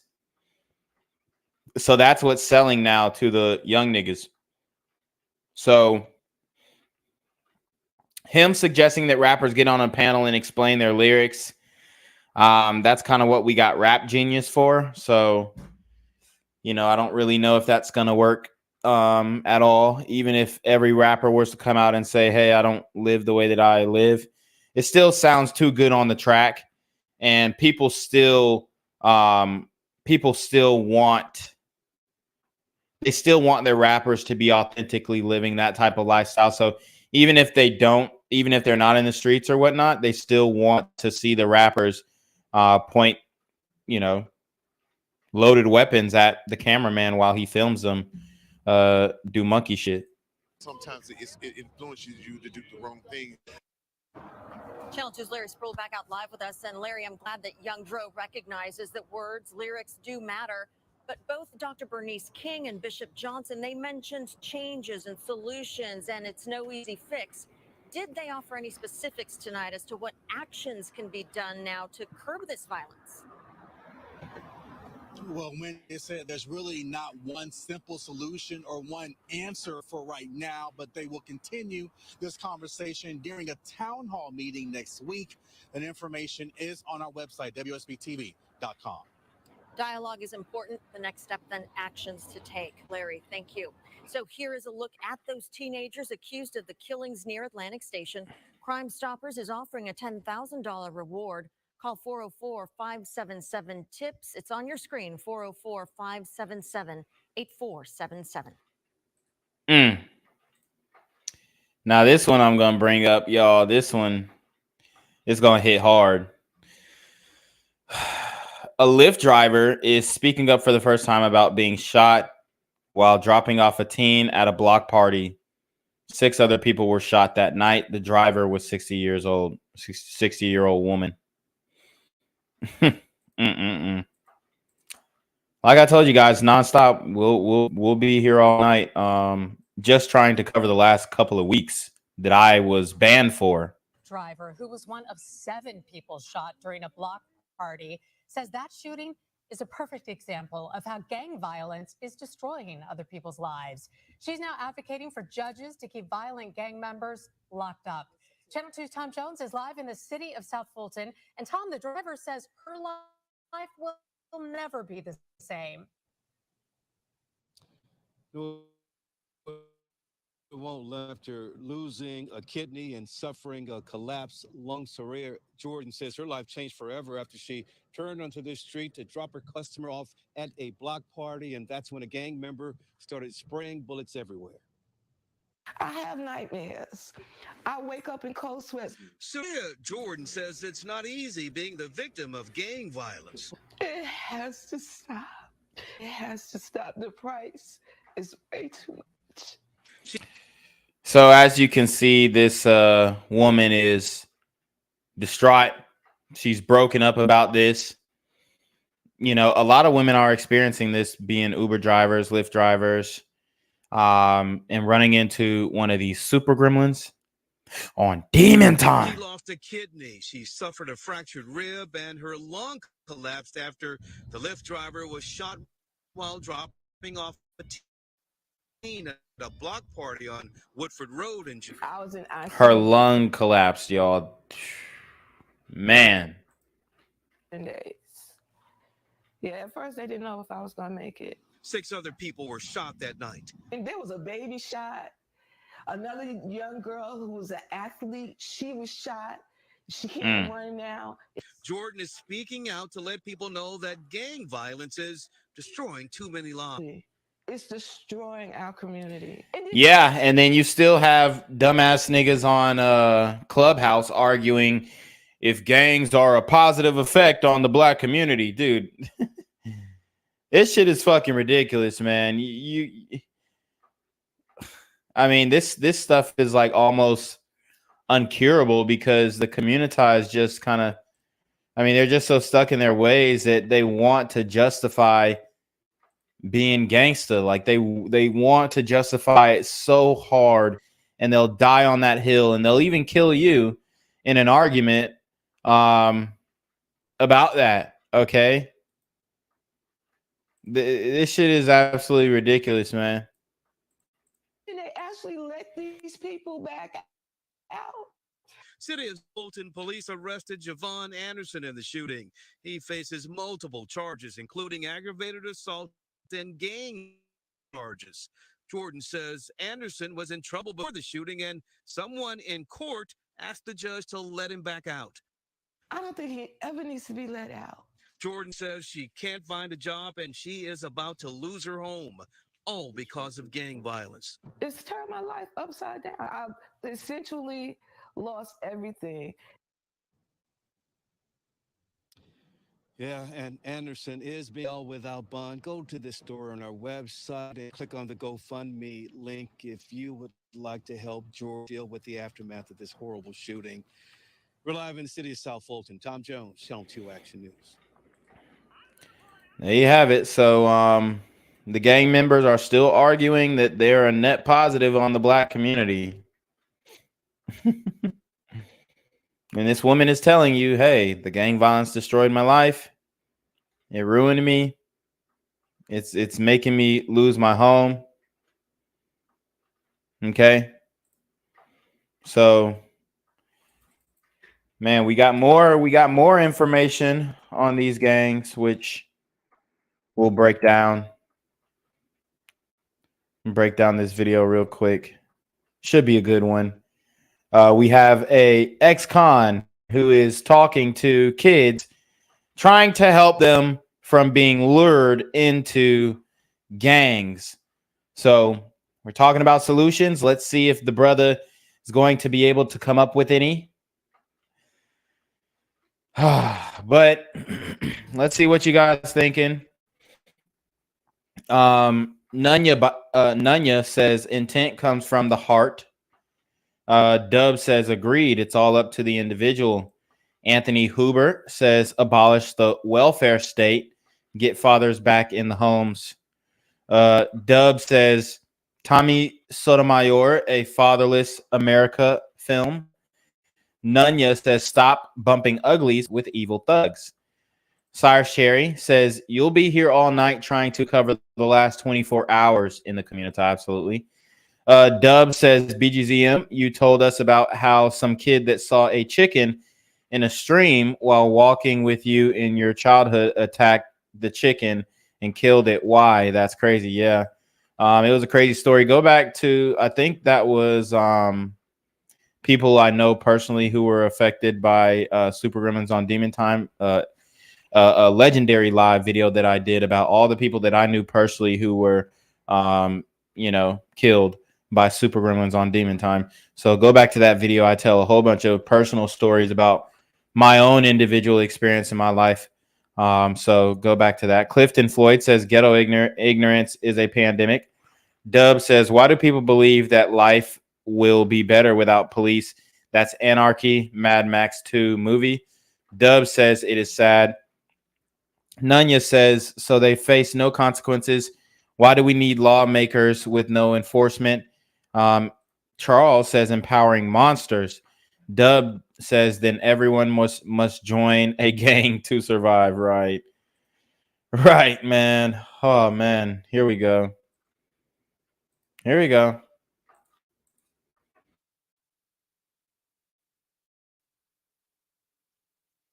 Did it share, guys? Hold on, sorry. Channel 2 Action News exclusive. A convicted felon who spent nearly 2 decades in prison. He's on a mission to keep children from making the same mistakes he did. Channel 2's Michael Seiden is live in Gwinnett County. And Michael, this damn, 2 decades in prison is crazy. Told you that since that deadly shooting near Atlantic Station, and dozens of parents have been asking him specifically for help. Yeah, Winnie, in fact, during our interview, his phone was buzzing with parents who were reaching out, asking for help. Now, this convicted felon, he spent 19 years in prison, but since he's gotten out, he's made it his mission to make sure children don't end up in jails like this one, or even worse, dead. You don't make any money. It's hard work. Why are you doing this? Because it's needed. The reality is that I'm a man, and our children are suffering and they're lacking father figures. And I believe that it is my calling. I believe it is my duty. I believe it's my obligation. When Myron Fontaine learned about the tragedy near Atlantic Station Saturday night, this reformed felon, who's known on social media as the prison doctor, knew it wouldn't be long before the calls and email begin pouring in. This is what I get every single day. These are my emails from house calls all over Atlanta and all over the country. Concern and panic coming from single God dang. So this nigga, he's basically acting as a father to all these kids. You heard what he said. These calls of panic coming from single mothers. You don't see any single fathers calling this man to come discipline their kids. I told you guys this before. Women get offended when I say this, but it's the absolute truth. Women cannot raise young boys. They can't discipline young boys. Now, can they have a good outcome every once in a while? Yeah, for sure. But en masse, these single mothers are struggling, and they're calling in the prison doctor to come be a parent to their children. So at least they're doing something in that regard. So, you know, I would consider this, sisters, come get your kids. Okay. It's just that they're sending another man to do the dirty work for them. These are my emails from house calls all over Atlanta and all over the country. Concern and panic coming from single mothers who are desperate for help.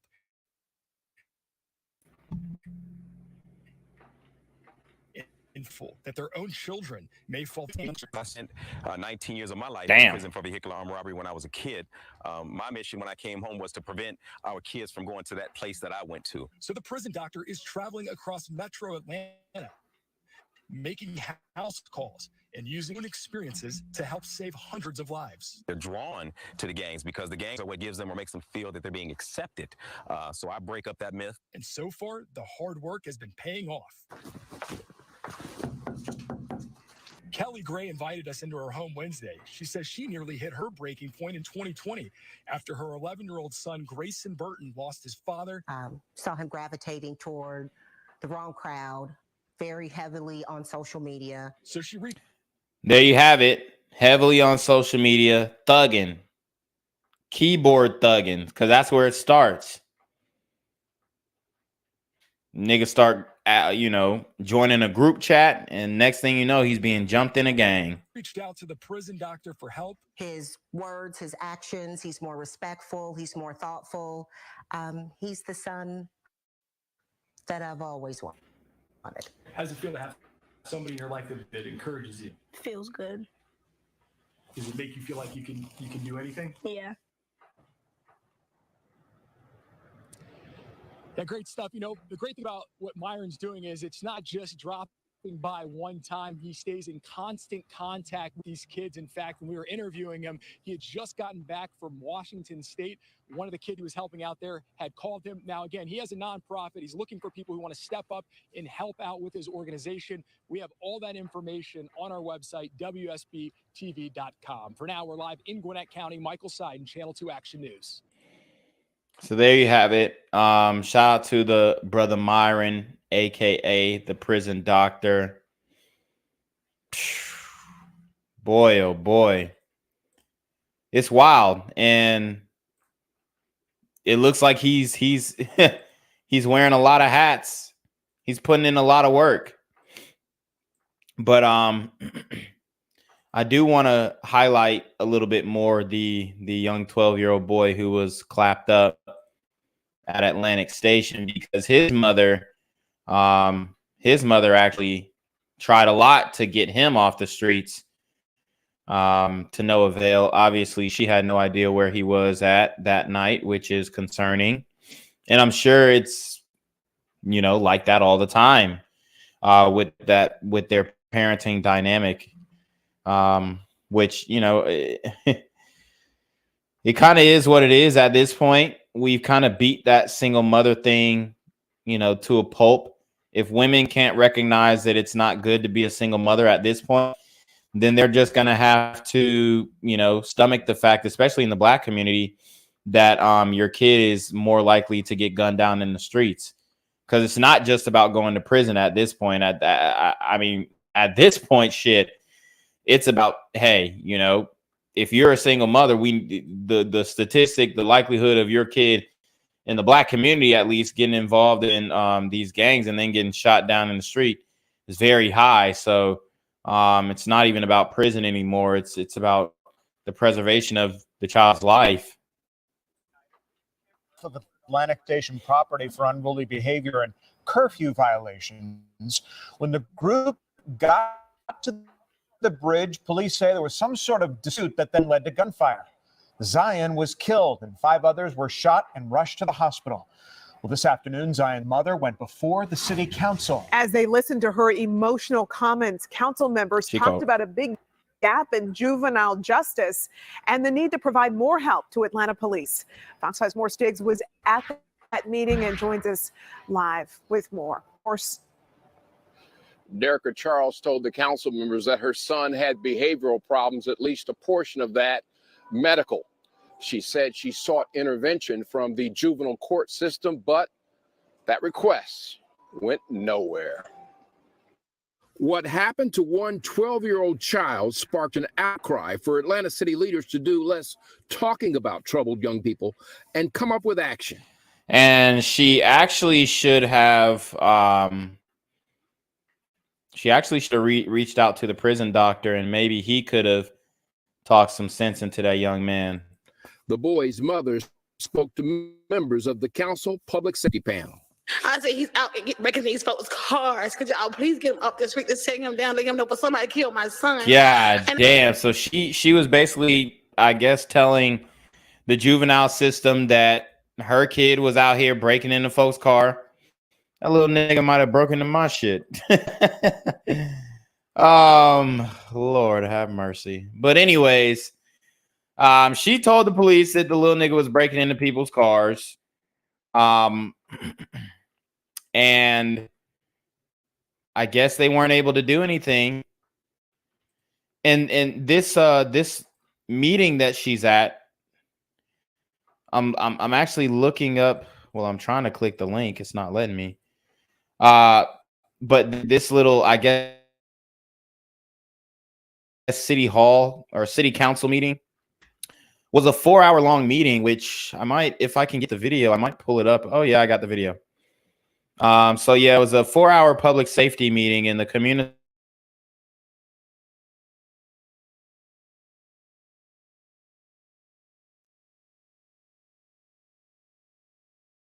Guys, can you hear me? Guys, can you hear me? They trying to take your boy out. YouTube trying to take your boy out. Put a 1 in the chat if we're good. We're going to break down this city council meeting, guys. We're going to break it down. It's 4 hours long. I'm not going to break down the whole thing, but we're going to skip through and listen to the gripes of the community. But let's keep going. Then I'll read some of you guys' chats.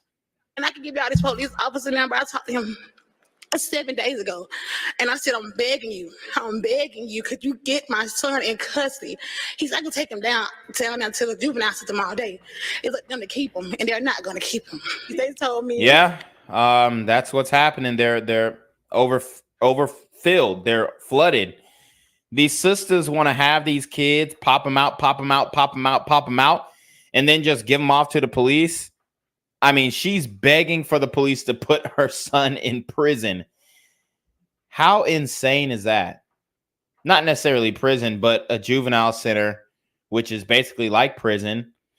So you have this woman begging the police to take her son to jail. And then on the back end, they'll be like, y'all locking up all our kings. Y'all threw away a whole generation. This shit, you cannot make this shit up, bruh. We gotta have a point support system. Police investigators are still putting pieces together about what led to a total of 6 people overall being shot Saturday night in Midtown. But the gap in the juvenile court system created by the point formula for discipline is a problem officers deal with daily when they pick up a teen or preteen. A lot of us have dealt with the point system for a very long time, and it does not work. The older kids are using the younger kids to commit the crimes because of the way the point system works. And so what we're doing is putting violence into the hands of a very young person. We won't be able to put a police officer at every corner inside the city. Right. So it requires more than just the police department to address this issue. It requires more all than the of city us. of Atlanta. It has to be a parent. Why are you over talking the chief of police? It's fucking crazy. You got bitches who ain't never been in law enforcement who, like, bruh, listen to the nigga who's actually in law enforcement.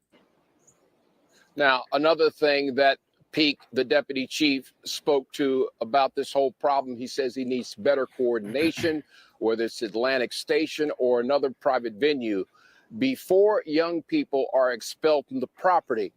He says APD needs to know about that so they can get police officers there to handle any overflow.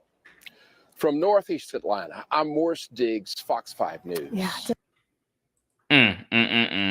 I mean, guys, you can't make this shit up. You have the sister out here begging for the police to come take her kid.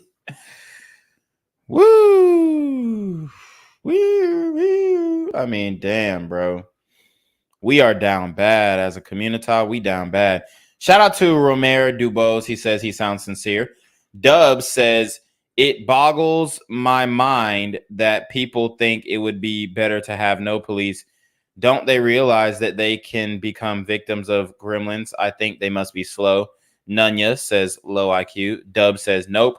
Romero Dubose says the only problem is that the show Scared Straight didn't even scare the young boys about ending up in prison. Right. Dub says prison is considered a vacation with 3 hots and a cot to certain people, I guess. Ox showed prisons in Africa where they were stacked in cells like sardines in a can. West Howard Street said, aw, no CC. Nunya says it was a different dynamic when I'd have to look up at our son who was 6 feet and I'm 5'6". My club made us equal. Yeah. And, you know, the hits only last for so long before they stop hurting. West Howard Street says Eastern European labor camps are supposed to be pretty tough. Dub says that can cost you your life, SMH. Romero says, dude doing good work. I think he's referring to the prison doctor. Romero Dubose says he's going to stay busy. Dub says allegedly there is a prison off the coast of Europe on an island with no walls and few guards where they teach inmates a trade and allegedly most, when released, get employed. Interesting.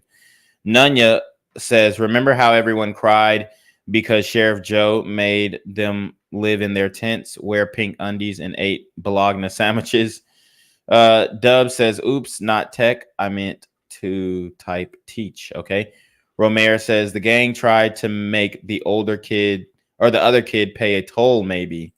Yeah. Cyrus Cherry says, Gen Z, you getting played by YouTube and you seem to care about the community. How are you not bitter? Oh, I'm bitter as shit, man. I'm fucking pissed, but it is what it is. Can't do anything about it. But regardless of what YouTube does, I still think, and believe that getting the information out is more important than, whatever gratification I'm seeking from this or whatnot. So it is what it is.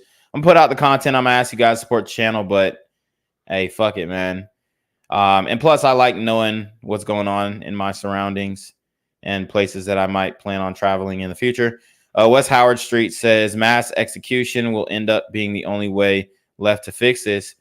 Dub says, I am bitter. Gen Z is the last guy who should be demonetized. Yeah, that's facts. Dub says yes. Romero Dubose says, you janky. Yeah, that's when we lost Wi-Fi. Yeah, the YouTube's definitely trying to take me out. Romero Dubose says her own people voted for this. Facts. Krabby Turtle says, yo, welcome back. Yes, thank you for welcoming me back. Romero says they want the government to take care of their kids. Facts. Dub says new money every month. Bo Brown says it's better than her son getting killed. Dub says, thanks, Brandon. John Gill says, seen at least 14 shot in Philly again today. One died. Wow. Charles Randolph says, treat these jackals as the rabid dogs that they are. Big facts. All right. So, all right, let's see. We're going to get one more story on the Atlantic Station thing. Then we're going to go to that city council meeting and wrap it up with that. So. And to discuss security coordination following a weekend of violence near the shopping and entertainment complex. The gunfire struck and killed a boy just 12 years old and wounded 5 other young people. On Monday, an APD commander told city leaders about 3 changes that can make streets safer for young people. Fox 5's Morris Diggs has those details. It is a hot property, the Atlantic Station complex, very popular with young people. Then the downside comes when those young people are not supervised.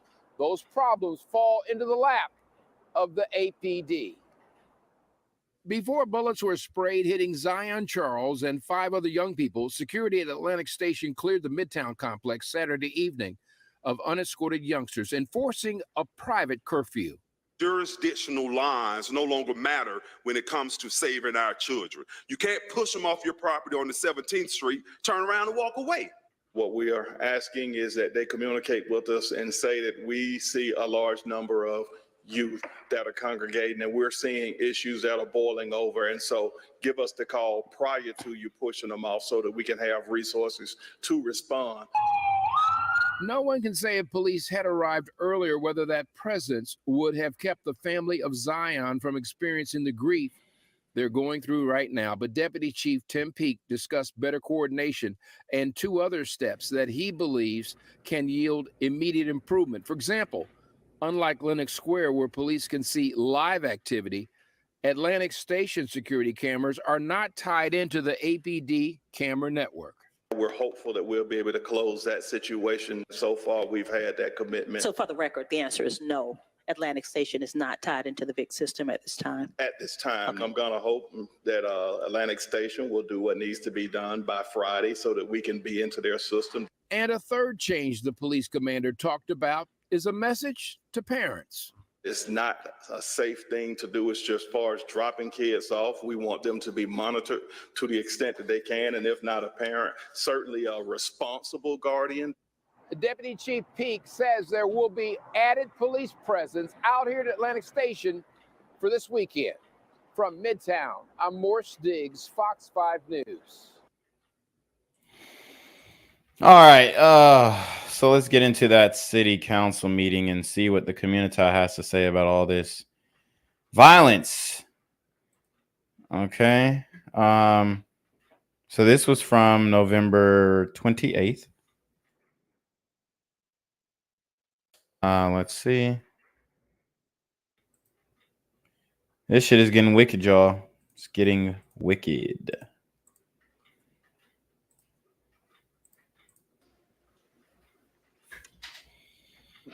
Next, I have P. Birth.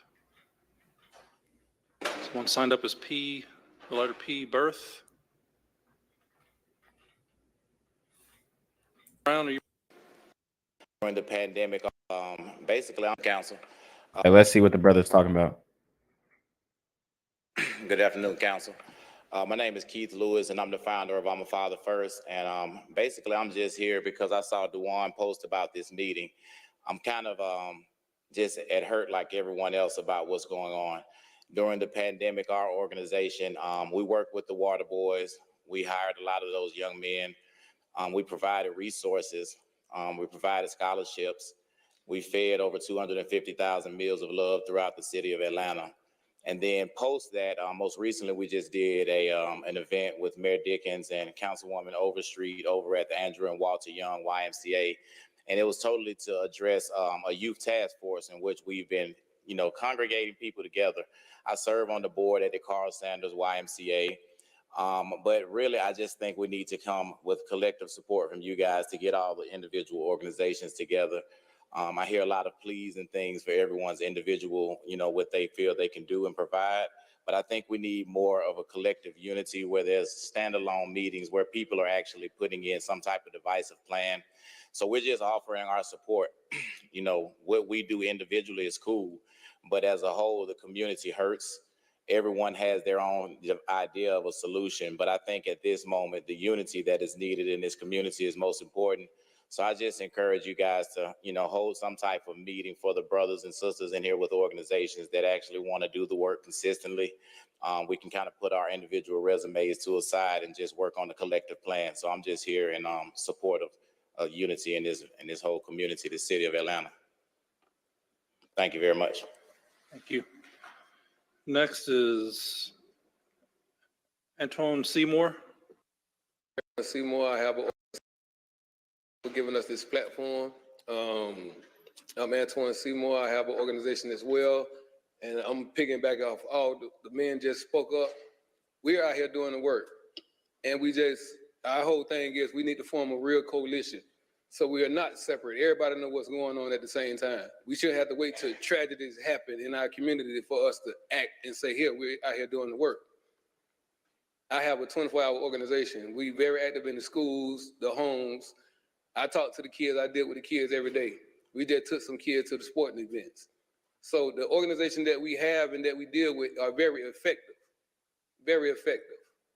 And we just need more resources. We can't just keep talking, and we keep losing our kids.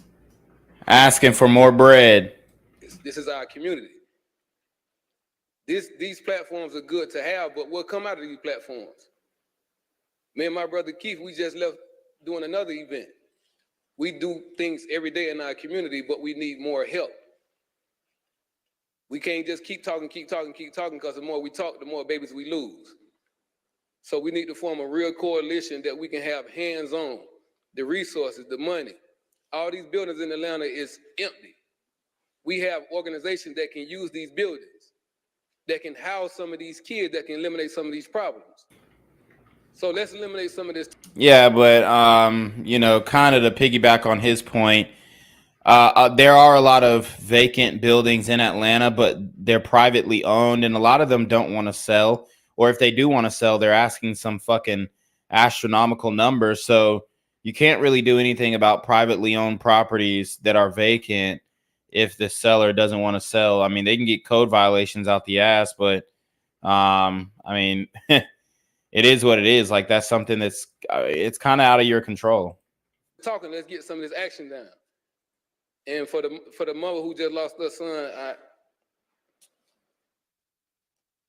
I'm a father myself with 3 sons, and I can't even imagine getting that phone call. But once again, what are we going to do about it? This is happening too much in our community. What are we going to do about it? Thank you. Thank you. Going back to DeJuan Robbins. To everyone in the room, this is the mother. I had some time donated to me on council. I don't know if you were able to see it. Chris Brown. But this is the mother of the young man. I'm sorry, I've been knowing them pretty much my whole life, just the grandmother and the aunts. This mother reached out to me several times for help for her son. Unfortunately, we don't have the full support from the city, as many may think. And she asked for help. And we didn't have the proper resource to help a 12 and 13-year-old boy in the inner city. And it's a crime shame. Secondly, you know, this is not for you guys, this is for the city of Atlanta and everybody who's watching.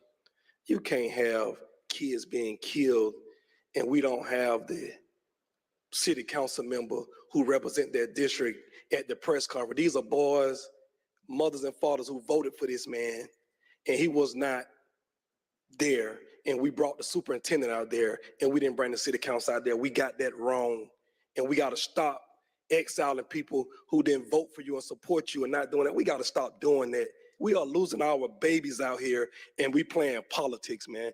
But I want to bring the mother up here and the grandmother, whoever want to speak, because mothers like her ask for help, and the city failed to help them. So when they tell y'all these gyms are open, no, they not for kids that won't help and not for parents that won't help. She was humble enough to say, hey, I need help. Can you help me? And at that point, we got to be able to help them. I got to be able to come to y'all. I didn't even invite the whole community out here to make a spectacle out of this. I invited the mother and the grandmother and the aunts and the community leaders to try to get y'all to understand, because I don't want to pack this house up and have people here arguing and screaming and we get nowhere. But these people need help out here. And we just seen that Saturday night. And we got to do something about this. This is public safety.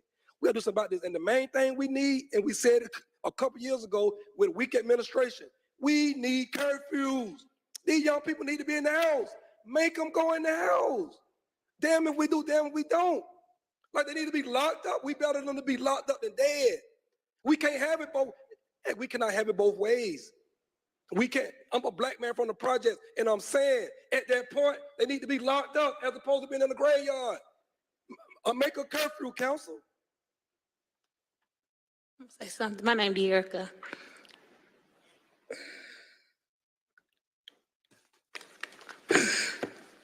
I called everybody I could. I called them. I asked for help. I said, I have a 12-year-old son who did not have a father. I worked 2 jobs. I'm a single mom. I have 5 kids. I'm not blaming it on the single parent because the daddy wasn't in life, but I still had to do it. I worked at 2 jobs. I lost my second job. I didn't have a babysitter for my kids. I had my kids come to work with me. So that's how I lost my second job. I couldn't stay at home and hold Zion's hand. And when I tried, I reached out to him. I work at the school. The social worker have tried. I called the police on my son. I know my son coming out. My question is, where is the father? Where is the father? You got all these men coming to save the day to White Night for her and her children, but you can't call on the child's father. Poor judgment. Poor reproductive judgment, that's what we'll call it. Poor reproductive judgment led to her son ultimately being shot and killed. Obviously, when we're getting the backstory, this kid was no saint. He was no saint. Okay. Quite possibly could have held some people up at gunpoint, broken into people's vehicles. Does that mean that he deserved to die in the way that he did? I can't be the judge of that because I don't know all the shit that he got into. You know, we'll be out here trying to defend these young super gremlins, and then turns out that they was jacking people's cars, they was shooting people, they was killing people, and you just been sitting up here defending them for 4 hours straight, and you don't even have the backstory. That's why you can't jump to conclusions. Obviously, this young man was troubled, okay? His mama was overwhelmed, okay? She didn't have the father involved. I don't know what happened to him. Maybe he passed away. Maybe he was shot and killed just like his son. Or maybe he was just like, fuck it, I'm out. But these women just gotta stop fucking. They talk about no voting, no fucking shit. If you can't take care of your kids, stop fucking. I was late. I called the police several times. I said, could y'all please lock my son up? I can show y'all text messages. Lock him up so he can know how I feel to be set down. She begged.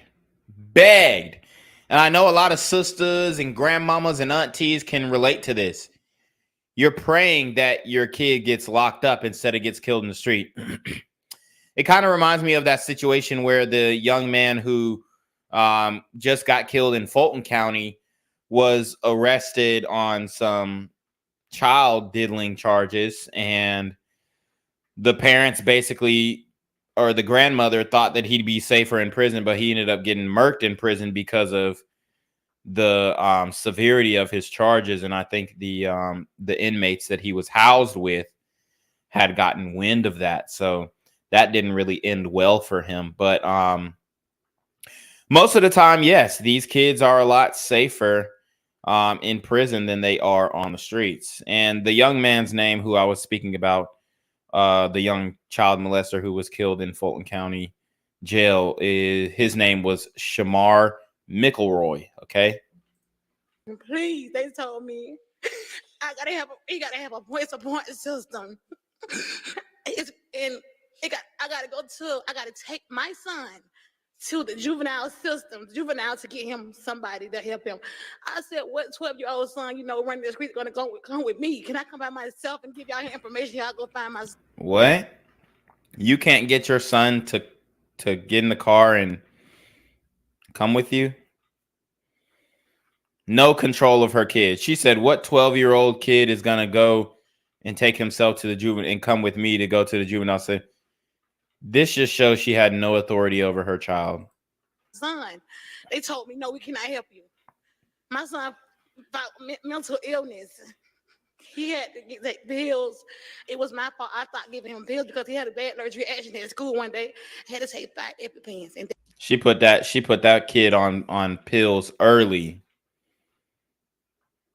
ADHD pills. This is how they get you, man. And this is something that I do agree with Dr. Umar on when it comes to like the psychology of the young kids and the misdiagnosis of these young black kids. They immediately throw them on these pills and all this stuff.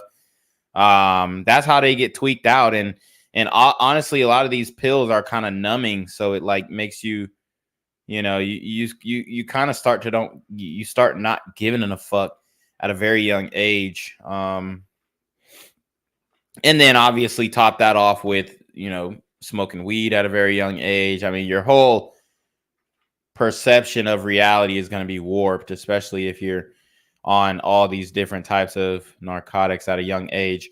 But she said he had an allergic reaction to the ADHD medication, it sounds like. And he was administered 5 EpiPens at a time, I guess, which I personally don't think is healthy. But if that's what they felt like they had to do to save his life, then it is what it is. That scared me. I thought I was going to lose my son then. So I stopped giving him medicine. That's why he didn't take the medicine, but he was fighting mental illness. I tried, y'all. I called the police office almost 30 times. 30 times in the last 2 years. They told me they can't do nothing. I said, he's out breaking these folks' cars. Could y'all please get him up the street to take him down, let him know, but somebody killed my son. And I can give y'all this police officer number. I talked to him 7 days ago. So now she's trying to snitch on a damn police officer. That's crazy. Leave that man alone. He was doing his damn job. He told you about the fucking point system. It's not his fault. It's yours. And I said, I'm begging you, could you get my son in custody? He's like, I can take him down to the juvenile system all day. It's up to them to keep him, and they're not going to keep him. He had to really hurt somebody for them to keep your son, but now he's hurt. I wanted him to feel it. I'm hurt. I wanted him to feel how it feels to be set down, let you know this is life, Zion. But now I'm feeling hurt. My son is gone. I don't have no son no more. He's gone. And I cried out for him. I cried out for it, y'all. I promise y'all, I cried out for it. But I felt my son. I felt my kids. I felt myself. I felt like I didn't do enough. But I cried. And I cried. I called him when I was at work. I cried, y'all. I cried. Because y'all please help. Help these young boys while they still got a chance. And if this is your mama, you don't have no fucking chance, bro. Respectfully, if this your mama and she's doing this shit alone, it's pretty much OV.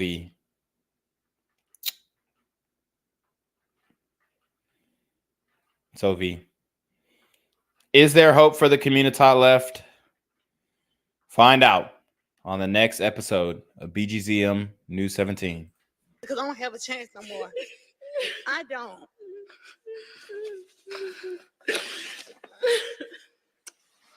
You want to talk? Yeah. Okay. Come on. You sure? I'm his grandmother. I have 17 grandkids. God damn. And it's y'all have to understand how difficult my job is as a reactor to this news. You know, I have to be fair. I have to be empathetic. But damn, when you got 17 grandkids and, you know, I'm just guessing that none of them have active fathers in their lives, or if there are active fathers in their lives, then it's probably a small amount out of those 17. Then at some point, you just got to see, like, where did I go wrong? But, I mean, shit. 17 grandkids. Okay. I have 17.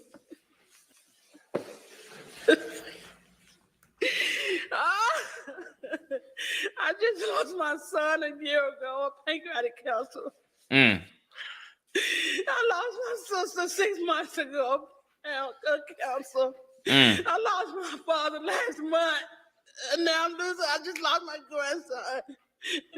I can't take it no more. Woo! man, I mean, this is extremely impactful, guys. Share the video, like the video, send it to your friends, timestamp it, whatever you got to do. This is what's going on in the community. I mean, she just rang off everybody. Like, she rang off like 3 people in the family died of cancer. And then now her son getting clapped up. I mean, they're hitting on all angles. They're hitting from the biological health angle. Obviously, you know, the women not in the greatest shape. So we can, you know, understand maybe why or how they ended up coming down with cancer. I'm not saying that, okay, you just have to be overweight to get cancer, but, you know, health issues for sure. For sure. Pre-existing conditions. And then they're hit from the violence angle. All of these different ailments that she just described are a part of the overall agenda of population control in the community. And it's working. For the last 7 days, y'all, my grandson with me at my house every single day, every day. I tried to save him.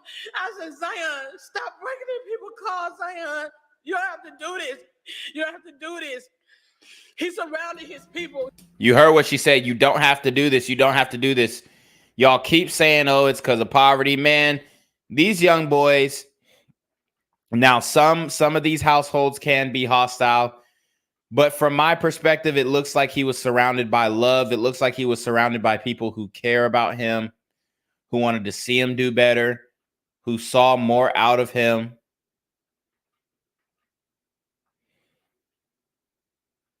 So it wasn't just, oh, he was broke, so he breaking into people's cars. They clearly told him, you don't have to do that. We got you. He was around, he said, with older people that was older than him, 17, 18-year-old. I went to these people's mother. My grandson is 12 years old. He shouldn't be hanging with y'all kids. You know, can y'all please let my grandson come around here? Send him home. Send him back around here. Don't let him hang out, you know. And, you know, in those parents' defense, they really don't have control over their kids either. I mean, if you can't control the 12-year-old, then you damn sure can't control an 18-year-old. This particular day, my father's been gone a month. I haven't been to my father's house since he died. My father stayed in Conyers. He was on a chair when I left home sleep. I drove to my father's house in Conyers. My daughter called me and said, Mama, where you at? So I'm gone. I said, where's Zion? I said, when I left, he was on the chair sleep. Zion, don't go out the house, Zion. By the time I got back, he was gone. He was gone. Then we got the call that he was dead. Damn. Not only was my grandson confused, he lost his granddaddy, and he lost his uncle that was taking care of him. I guess that kind of had a mental effect on him. He was going through something. We reached out. We tried to call. I even called the police. Please lock him up. Please lock him up. I begged them. Shit. I mean, you hear this. They're the ones saying that they want their kids locked up at 12 years old. I mean, you can't make this shit up, guys. People just think that I'm just, I'm making it up and da-da-da-da. It's the real deal, man.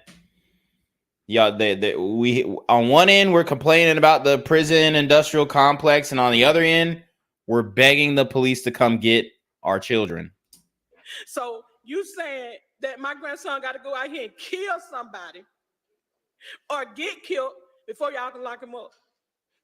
He dead now. He can't be locked up now. He dead. The system have failed us again. And it's the system's fault.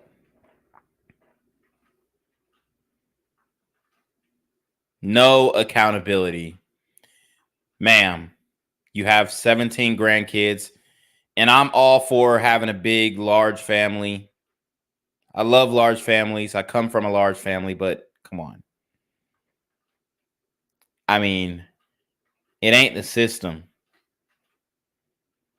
It ain't the system. Like, you can't just go through this whole tirade and describe that y'all cannot take care of this young boy. Y'all can't discipline this young man. And then at the end of all that, oh, the system failed us.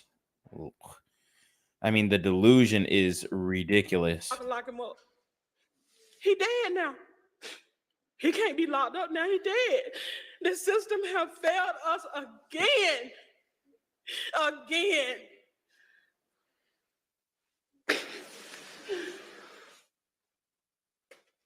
Here go Big Mama.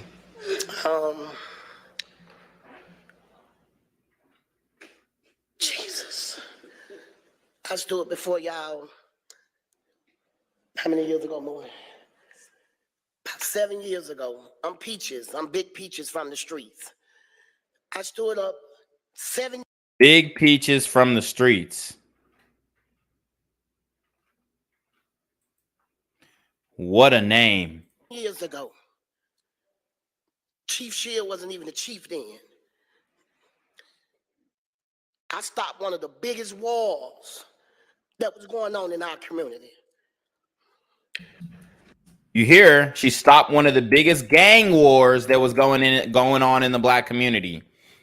She's locked in. She's tied in. Big Peaches from the streets.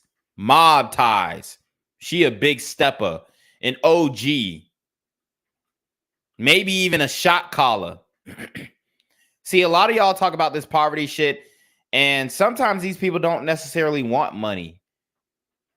They want power over these pit bulls. And as you can see, this woman is flexing her muscle that she does have power over some of these pit bulls. You see, some of these sisters are not looking for riches and gold. They're looking for power over these pit bulls. And she takes pride in that. As you can see, she wolfing about stopping a gang war. Now, I feel I failed. I pushed away because y'all didn't give me what I want. I begged 7 years ago for recreation centers. I told them they won't be able to pump their gas. Recreation centers. We see the rec centers getting shot up. She says y'all won't be able to pump your gas without these little niggas running up on you. Inciting violence, threats.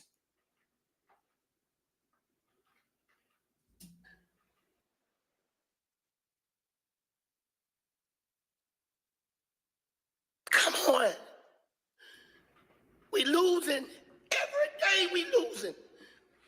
It don't affect the system until it knocks on your front door. The violence. We might not be able to stop it, but we can control it. We can control it. We can control this now. I come back. The violence. We may not be able to stop it. No solutions, which is what I say, but I get demonetized for it. But we can control it. What do you mean by control it? What do you mean by control it? What do you mean by control it? Because to me, that sounds like controlling who lives and who dies. And to put that in one person's hands, especially a woman named Big Peaches from the streets, is irresponsible at best. We can't stop the violence, so she admits defeat, that there's nothing that you can do about the violence in the community, but we can control it. And who's going to be in control? Big Mama. I'm breathing on 80%. I barely can move. God damn, I mean, I wasn't going to make the fat jokes, but since she's going in, she says she breathing on 80%. She barely can move. And she's still a shot caller. I'm breathing on 80%. I barely can move. And I came because this is my family. We ain't gonna put a shame on what he did. We're gonna put a shame on what y'all can do to stop it. Wow. We're not going to put shame on what he did. We going to put shame on what y'all can do to stop it. No accountability. No accountability. We're not going to run that back. You heard what she said straight out the horse's mouth or the peach's mouth. We're not going to put a shame on what he did. We're going to put a shame on what y'all did.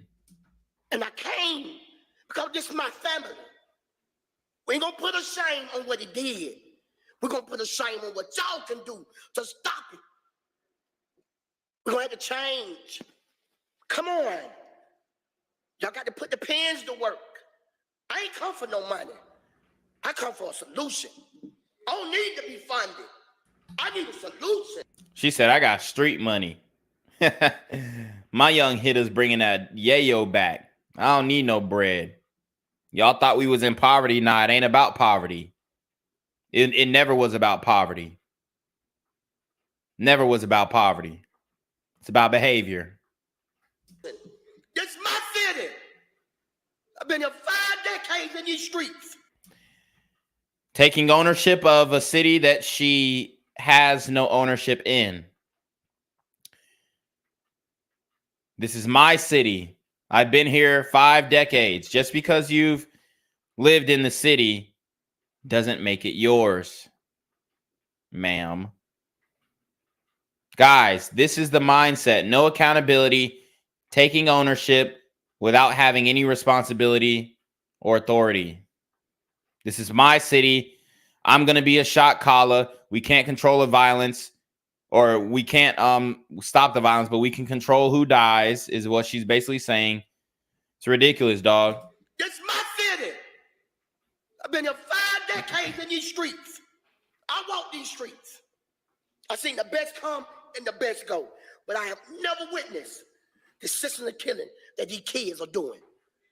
So you got to think. I want all y'all to close your eyes on the panel. If you could do that for me. Imagine. Now, come on, close your eyes for me. Damn. Daring them to disobey her order, her command to close their eyes. Imagine going into the grocery store shopping. Imagine you got your baby son with you, and you come out the store. You've been robbed from your child. Then what gonna happen? You can't worry about sending them to prison, but it'll help. It'll help. Come on, man, we need curfew. When I was coming up, we had curfew. We had transit officers. We got to buckle up, man. Whatever we got to do to hire more security, more polices.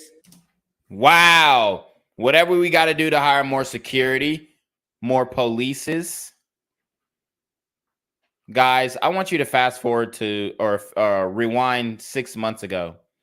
They were demanding the defunding of the police, demanding dismantling the police. Now we got to do whatever we got to do to get more polices, more security on the streets.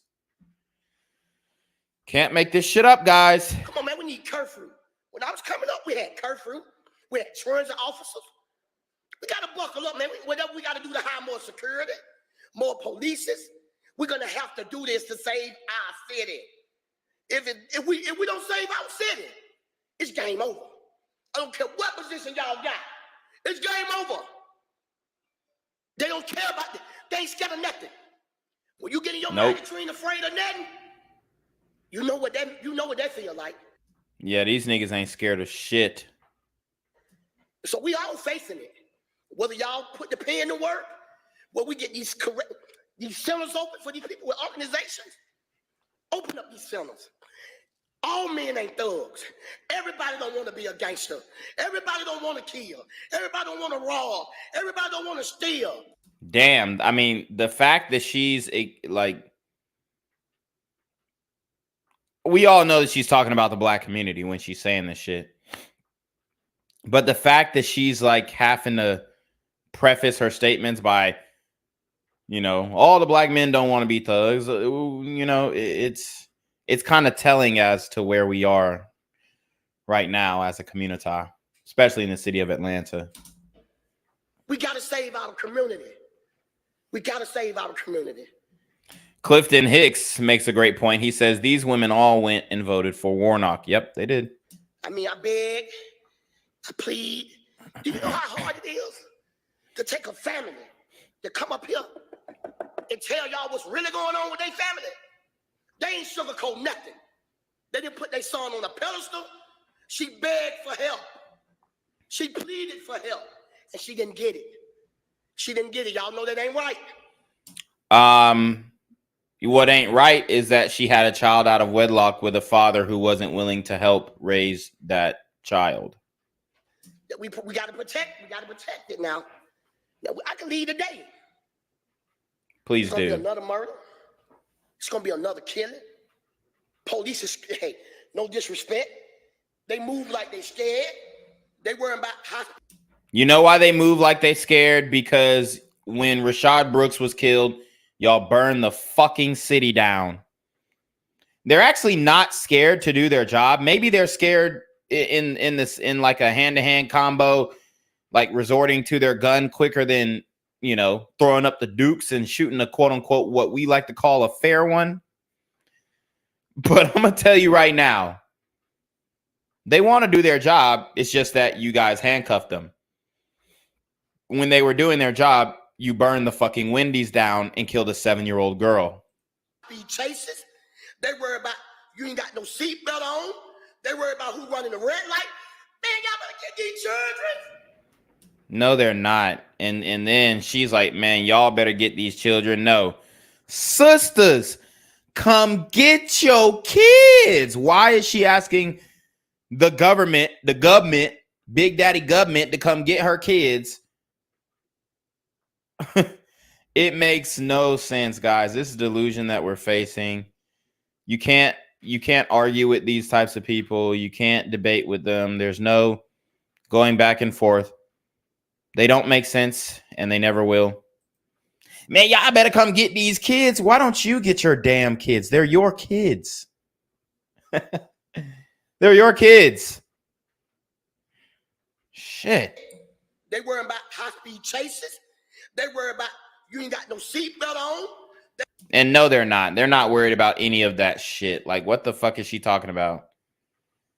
Dude, I mean, I've called the Atlanta police a few times in the past few months.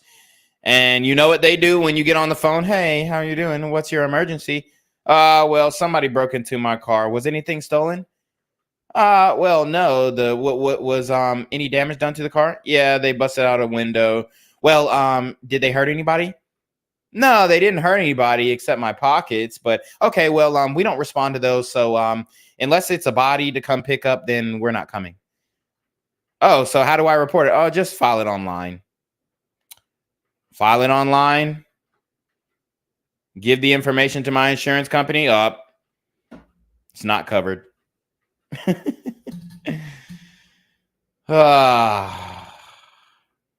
Yeah. So Cyrus asked me earlier if I'm bitter. Yeah, shit. Hell yeah, I'm bitter. Pissed off. They worry about who running the red light. Man, y'all better get these children. Y'all better get these kids. That's what you need to be focused on. You got to be focused on the children. Our near future. Dude, I want to be on the city council so bad. I'm going to be excuse me, ma'am, but have you ever thought about taking care of your own children? Food for thought. Continue. Growing up, what we got to go up against. That's what we got to worry about. And you know, I respect y'all. I respect it. Hey, we're going to have to do better. We got to do better. We got to get these police out here. We need curfews. Y'all defunded the police. Listen to this shit, man. Am I the only one? Am I the only one who remembers just a few months ago they were begging for the police to be defunded? 7 o'clock. The children need to be in the house, but don't think I'm a saint now. 6:30, 7 o'clock. 3 strikes. mama. I had them knocking on my mama door. I was a trouble teen. They knocked on my mama door. They threatened to lock her up if I couldn't change. Yes, that's more of what we need. And the old school way of policing was effective. And I guarantee back in the day, she was like, man, fuck the police. They try to get me in trouble. They threatened to take my whole family in. They threatened to lock my mama up. And now she's begging for them to do the old school way of policing. Guys, don't you see how things come full circle? If I couldn't change, my mama was going to jail. So get what my mama said. We got deadbolt locks. Hey, street light, come on. You in the house. I ain't going to jail for you. So it works all type of ways. We got to try one of the solutions, though.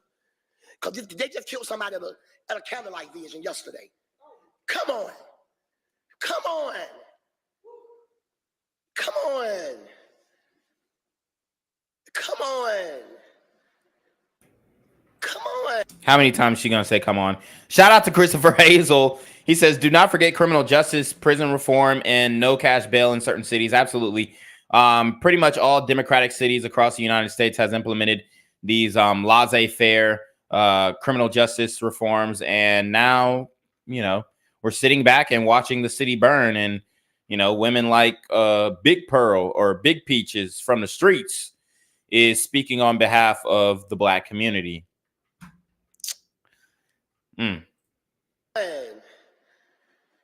Come on. Yo, give us something. Give us something to work with. Give us something to work with. I thought she wasn't asking for money. Yo, give us something to work with. I plead in the blood of Jesus. No weapon formed against me shall prosper. Now it's getting embarrassing. Shit. Oh man, this is taxing. This is tough. This is tough. But this is getting embarrassing. Oh Lord, please, in the name of Jesus, come save us. May the second coming of Christ happen tomorrow. Like, what? We are in a bad state, people. Please give us something to work with. Give us something to work with. Give us something to work with. God knows. I preach at all the funerals. I'm the pastor in the streets. Jesus Christ. If she's the pastor in these streets, Lord have mercy. We're done. If this is the moral authority of the streets. Man, I don't preach that. Babies.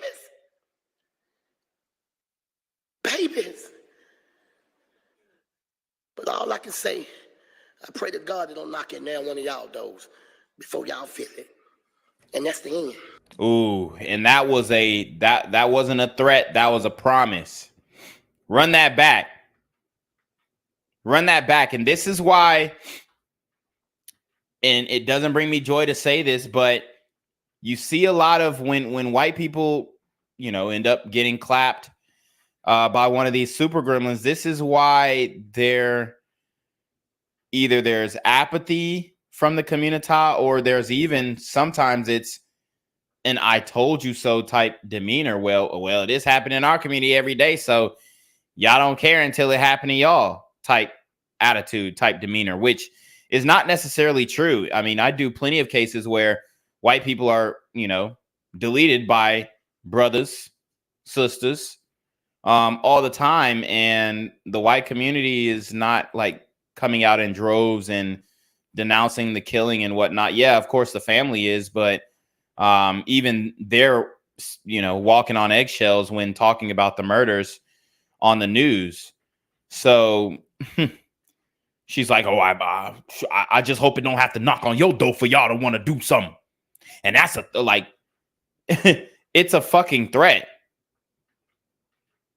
It's like going from crying to, oh Lord Jesus, please help us. Oh, white Jesus, come save us. And then it's, well, I hope they don't come to your doorstep and with the super gremlins on demon time. I hope, you know, it's not how you get things done, Big Peaches. Now I know you are the street pastor and your word is profound and your word is law and prophetic, but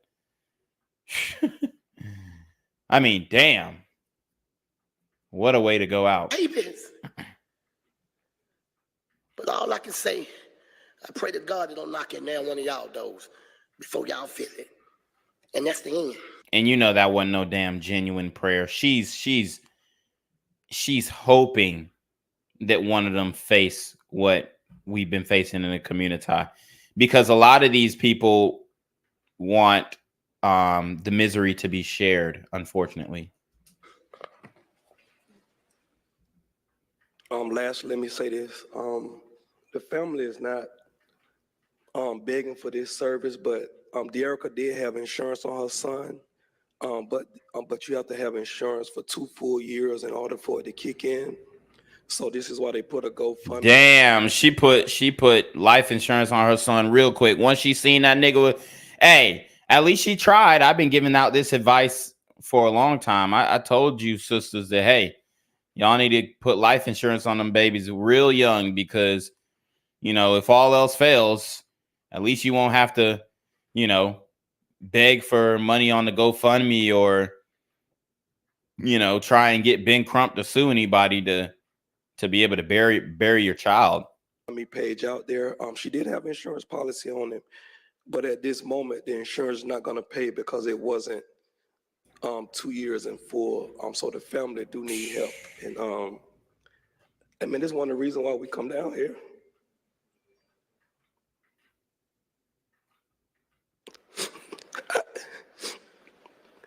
Shit bringing grown men to tears. Man, we have to deal with this because we from the streets. Y'all don't see this.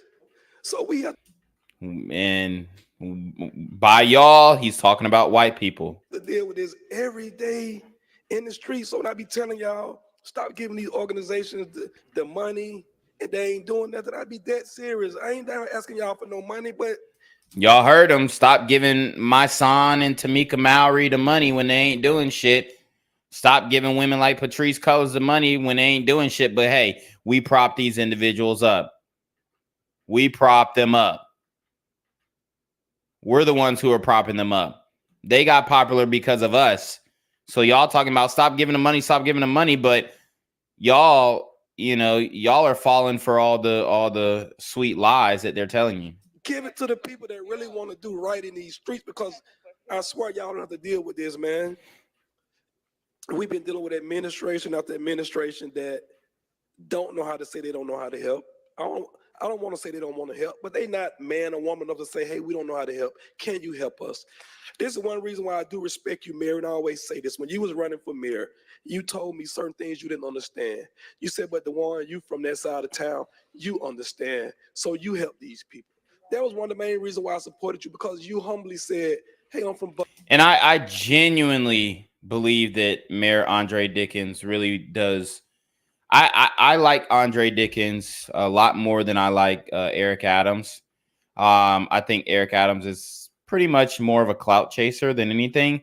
I think Andre Dickens is, you know, obviously smart brother, graduated from the graduated from Georgia Tech University, you know, in Atlanta all his life, pretty much grew up in Buckhead.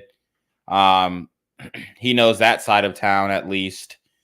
And, you know, I really do think that he genuinely wants to see the issue resolved. I just don't understand if I just don't know if he really understands what it's going to take. And I don't think that he'll be able to rally his peers to kind of get behind what it's actually going to take to end the violence in Atlanta.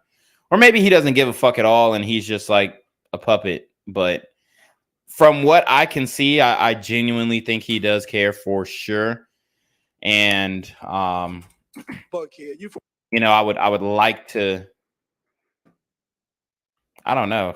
Honestly, I would like to see him like push some type of heavy legislation to get these super gremlins off the street. Bankhead, I don't know, but we're going to get the people that do know. And that's all it takes. Everybody don't know how.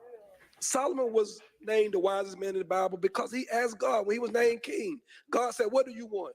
He said, I don't want nothing but show me how to lead your people. That's all he asked for. And because of that, God said, you will have everything in the world you want because you only asked for me to show you how to lead your people. And that's what we got to do, man. We got to take better care of these youth. And I know it starts at home and it starts with APS, but we over here because you guys can put this curfew together. And that's what we need. And we need to hold those accountable across the yard to stop saying these gyms are open for such and such thing. We got to make them really be open. You guys got to drive over there and make sure they open because I tell you, they are not open for these kids. They are not.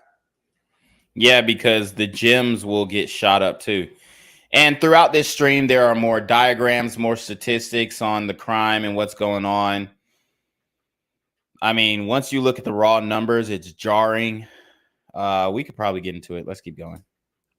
Man, these kids are really suffering. I'm talking about when I was a kid growing up in Bowen Home, you couldn't get a gun. If you ask an older person for a gun, they would say, for what? Y'all better go fight it out. Ain't no gun, but these kids got access to big guns.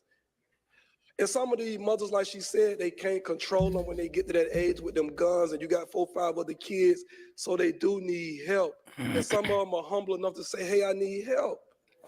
And these teachers are really not trying to help these kids when they get to a certain point. And when you become a teacher in the school system, school is the child's second home. That's the place you spend your most awake hours at. At home, you're sleeping for 6, 7, 8 hours. School is where you spend your most awake conscious hours at. So when you become a teacher, a principal, or any leadership, you are the second parent. You are the second parent. Regardless, you don't want to sign up for it. Yes, you are. You are the second parent. You're supposed to know when What the fuck? A school teacher and a principal is not the second parent. Get the fuck out of here. I mean, I get it. It takes a village, but at the same time, I'm not responsible for your kids when your kids leave the class. Point blank. this child walk in the door, if he or she have eaten, you're supposed to know if the mother No, they're not responsible for your child eating or not. work night shift with the mother. You're supposed to know these things. That's what the counselors are there for. We have to do a better job because about 2, 3 years ago it was And the teachers can't even do their job because the students are kicking their ass. 15 and 16. It's 12 and 13. They are fascinated with these guns at 10, 11 year old. It's getting younger and younger, and they don't know how to shoot. We all adults. When you shoot a gun at that age, you don't know if the gun gonna go up, down, left, and right. You aiming right there at Howard Shook, you hitting Julian Bond because you don't know the gun gonna jump.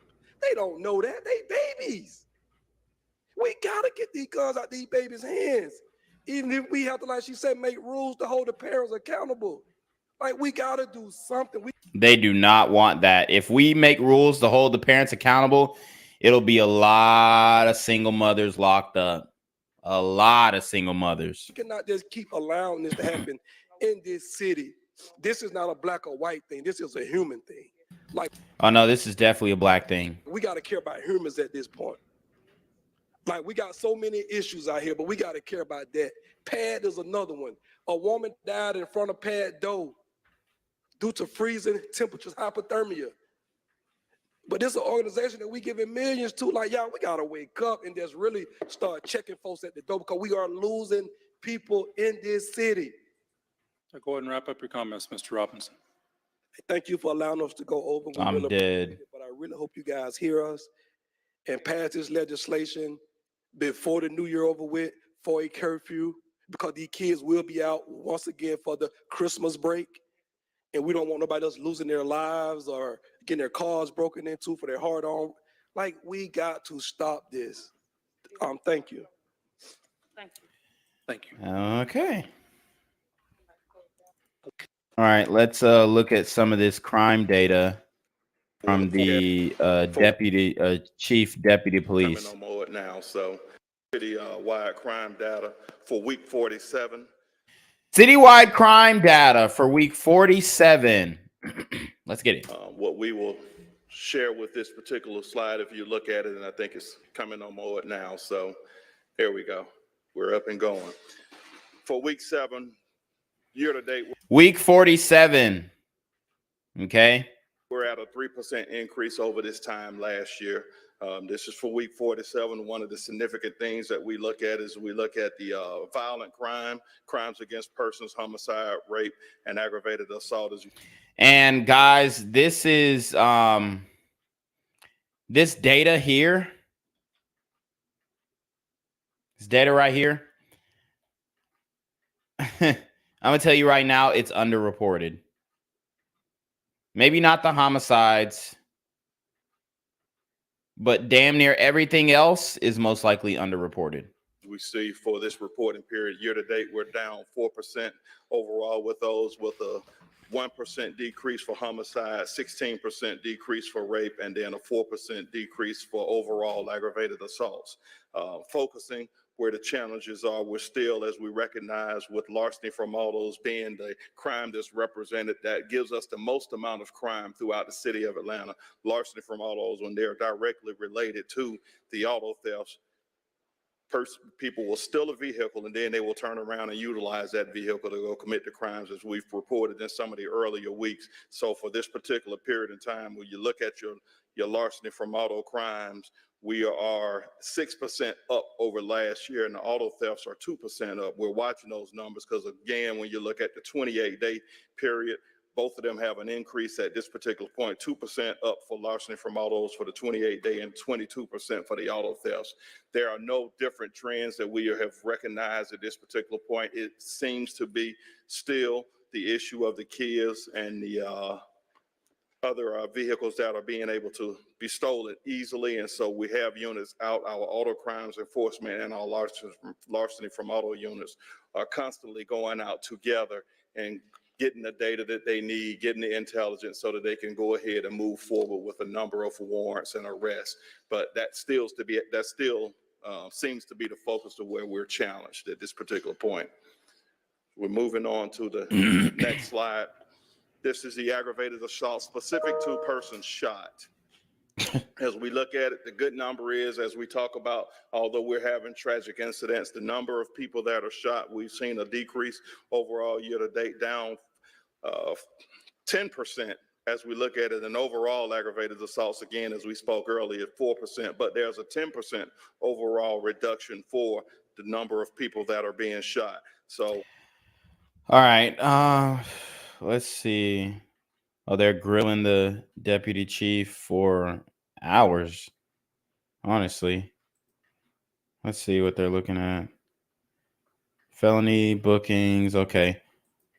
And then this is a chart of monthly bookings, releases, and numbers in jail. So this is a interesting statistic here. So it has number of bookings and releases. So the releases are red, which it looks like the releases are going down. Okay, so this is annually. So this is from 2018 to 2022. Okay. It looks like the bookings and releases are highly correlated. So that probably means that they're just catch and releasing. As you can see, these trend lines are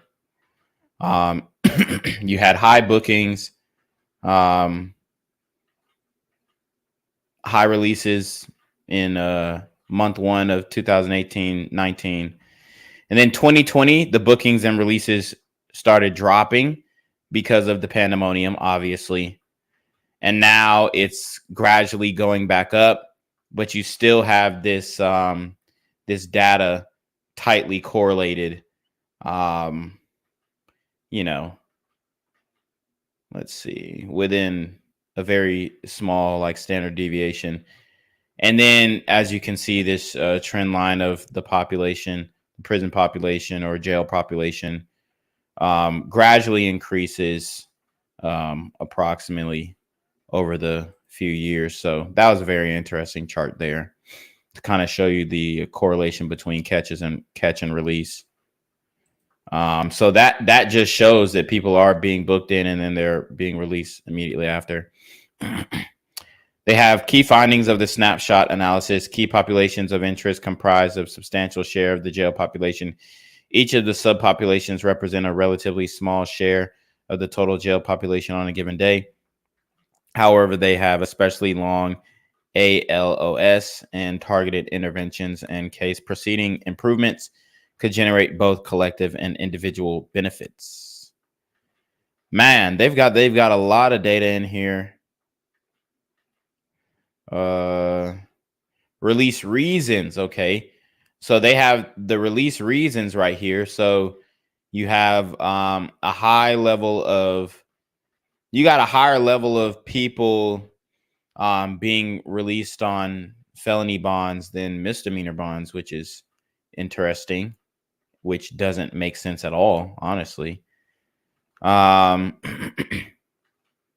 And then you have people being released off of time served.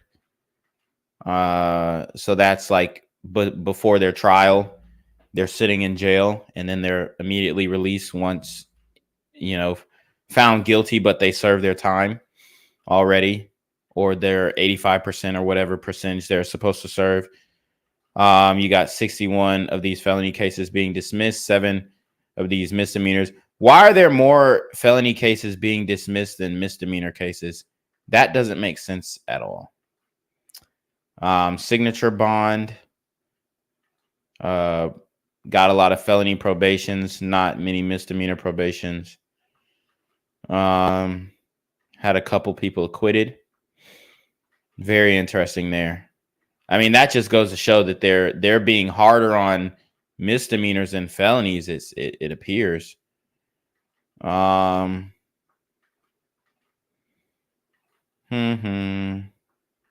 Okay, so 30% of people are in custody solely due to the inability to pay bond. 24% are unable to pay a bond less than $5,000. So, I mean, that just sounds like they're trying to push to advocate more for no cash bail.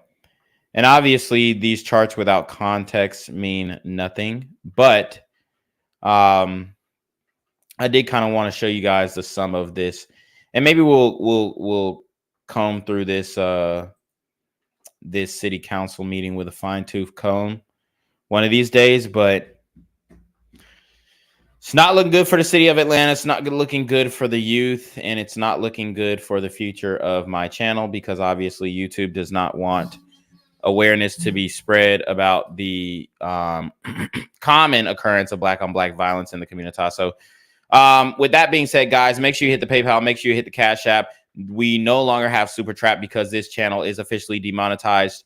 Maybe even for the duration of the existence of this channel, who knows? I am going to reapply for monetization when I am allowed to. I was just banned for 2 weeks. I have 2 community guideline strikes.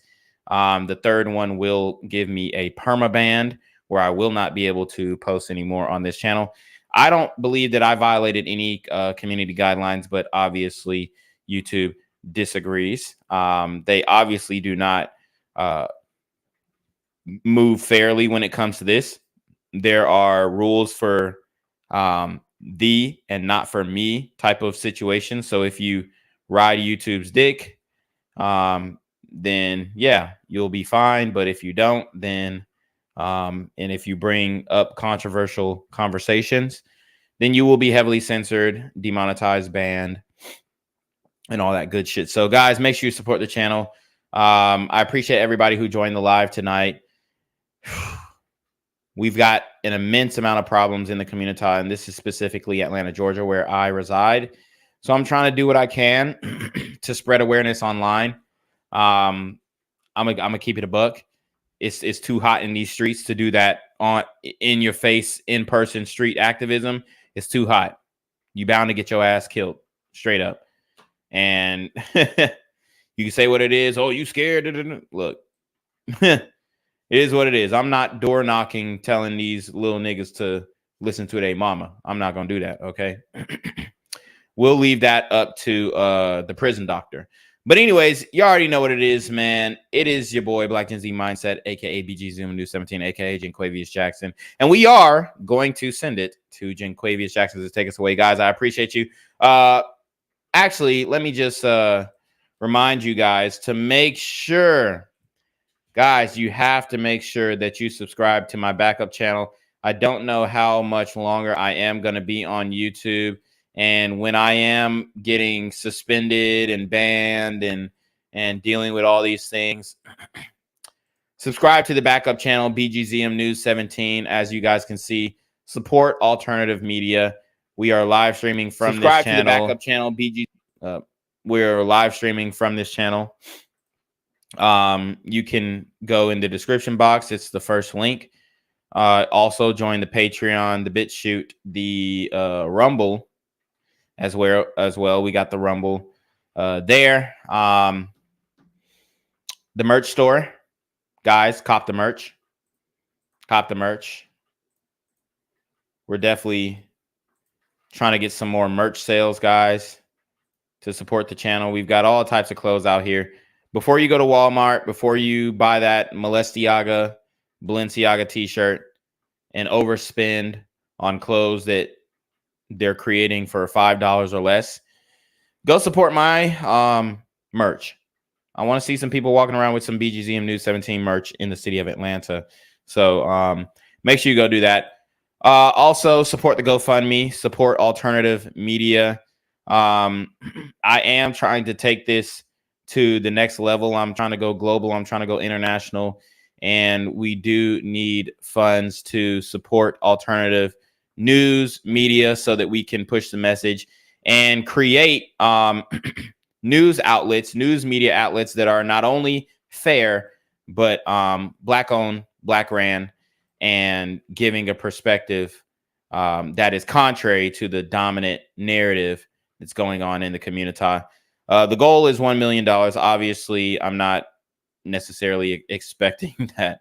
But I'm just saying, I don't know how much it costs to start a media company, but I'm definitely interested, and I definitely see the value in creating a media company so that, you know, we can put out news that people can trust and that people are not going to second guess because they don't know if they're given the full truth and you know, a unique perspective. So yeah, that's pretty much it. You already know what it is, man. I appreciate everybody. Hey, make sure you leave a comment immediately after the stream ends. That helps the algo. And yeah, check out the backup channel, guys, because I might get banned next week. Who knows? But anyways, hey, peace. Y'all be safe. Deuces.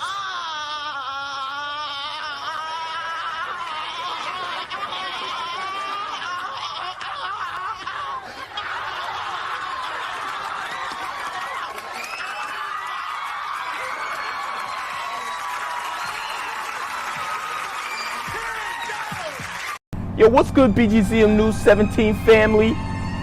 I'm at the corner of Jesse Jackson and Marcus Garvey, and I got some bad news for you. As you can see, I lost my job. I'm out here living in cardboard boxes outside of boarded up vacant homes. YouTube said I'm done getting money out here in these streets. They even took my funky ass suit. So anything right now would help. So go ahead and hit that Cash App, hit that PayPal, hit that GoFundMe. Hell, cop the merch. Or if you want to make the long-term commitment to the Jenquavius Jackson Fund, join the Patreon so that I can continue to put out top-notch content each and every day. Also, check out the Rumble, where there is absolutely no censorship. Link in the description box below. Hey, yo, ain't that nigga Jenquavius? Yo, I recognize. No, that's not me no more. Hey, yo, run your pocket. Y'all tell me what they say. Do the opposite of Antonio Brown and take What all your more soul. do you want from me?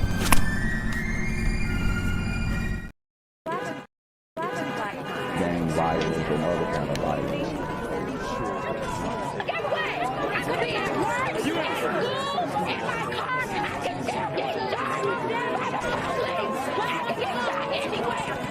so it is what it is.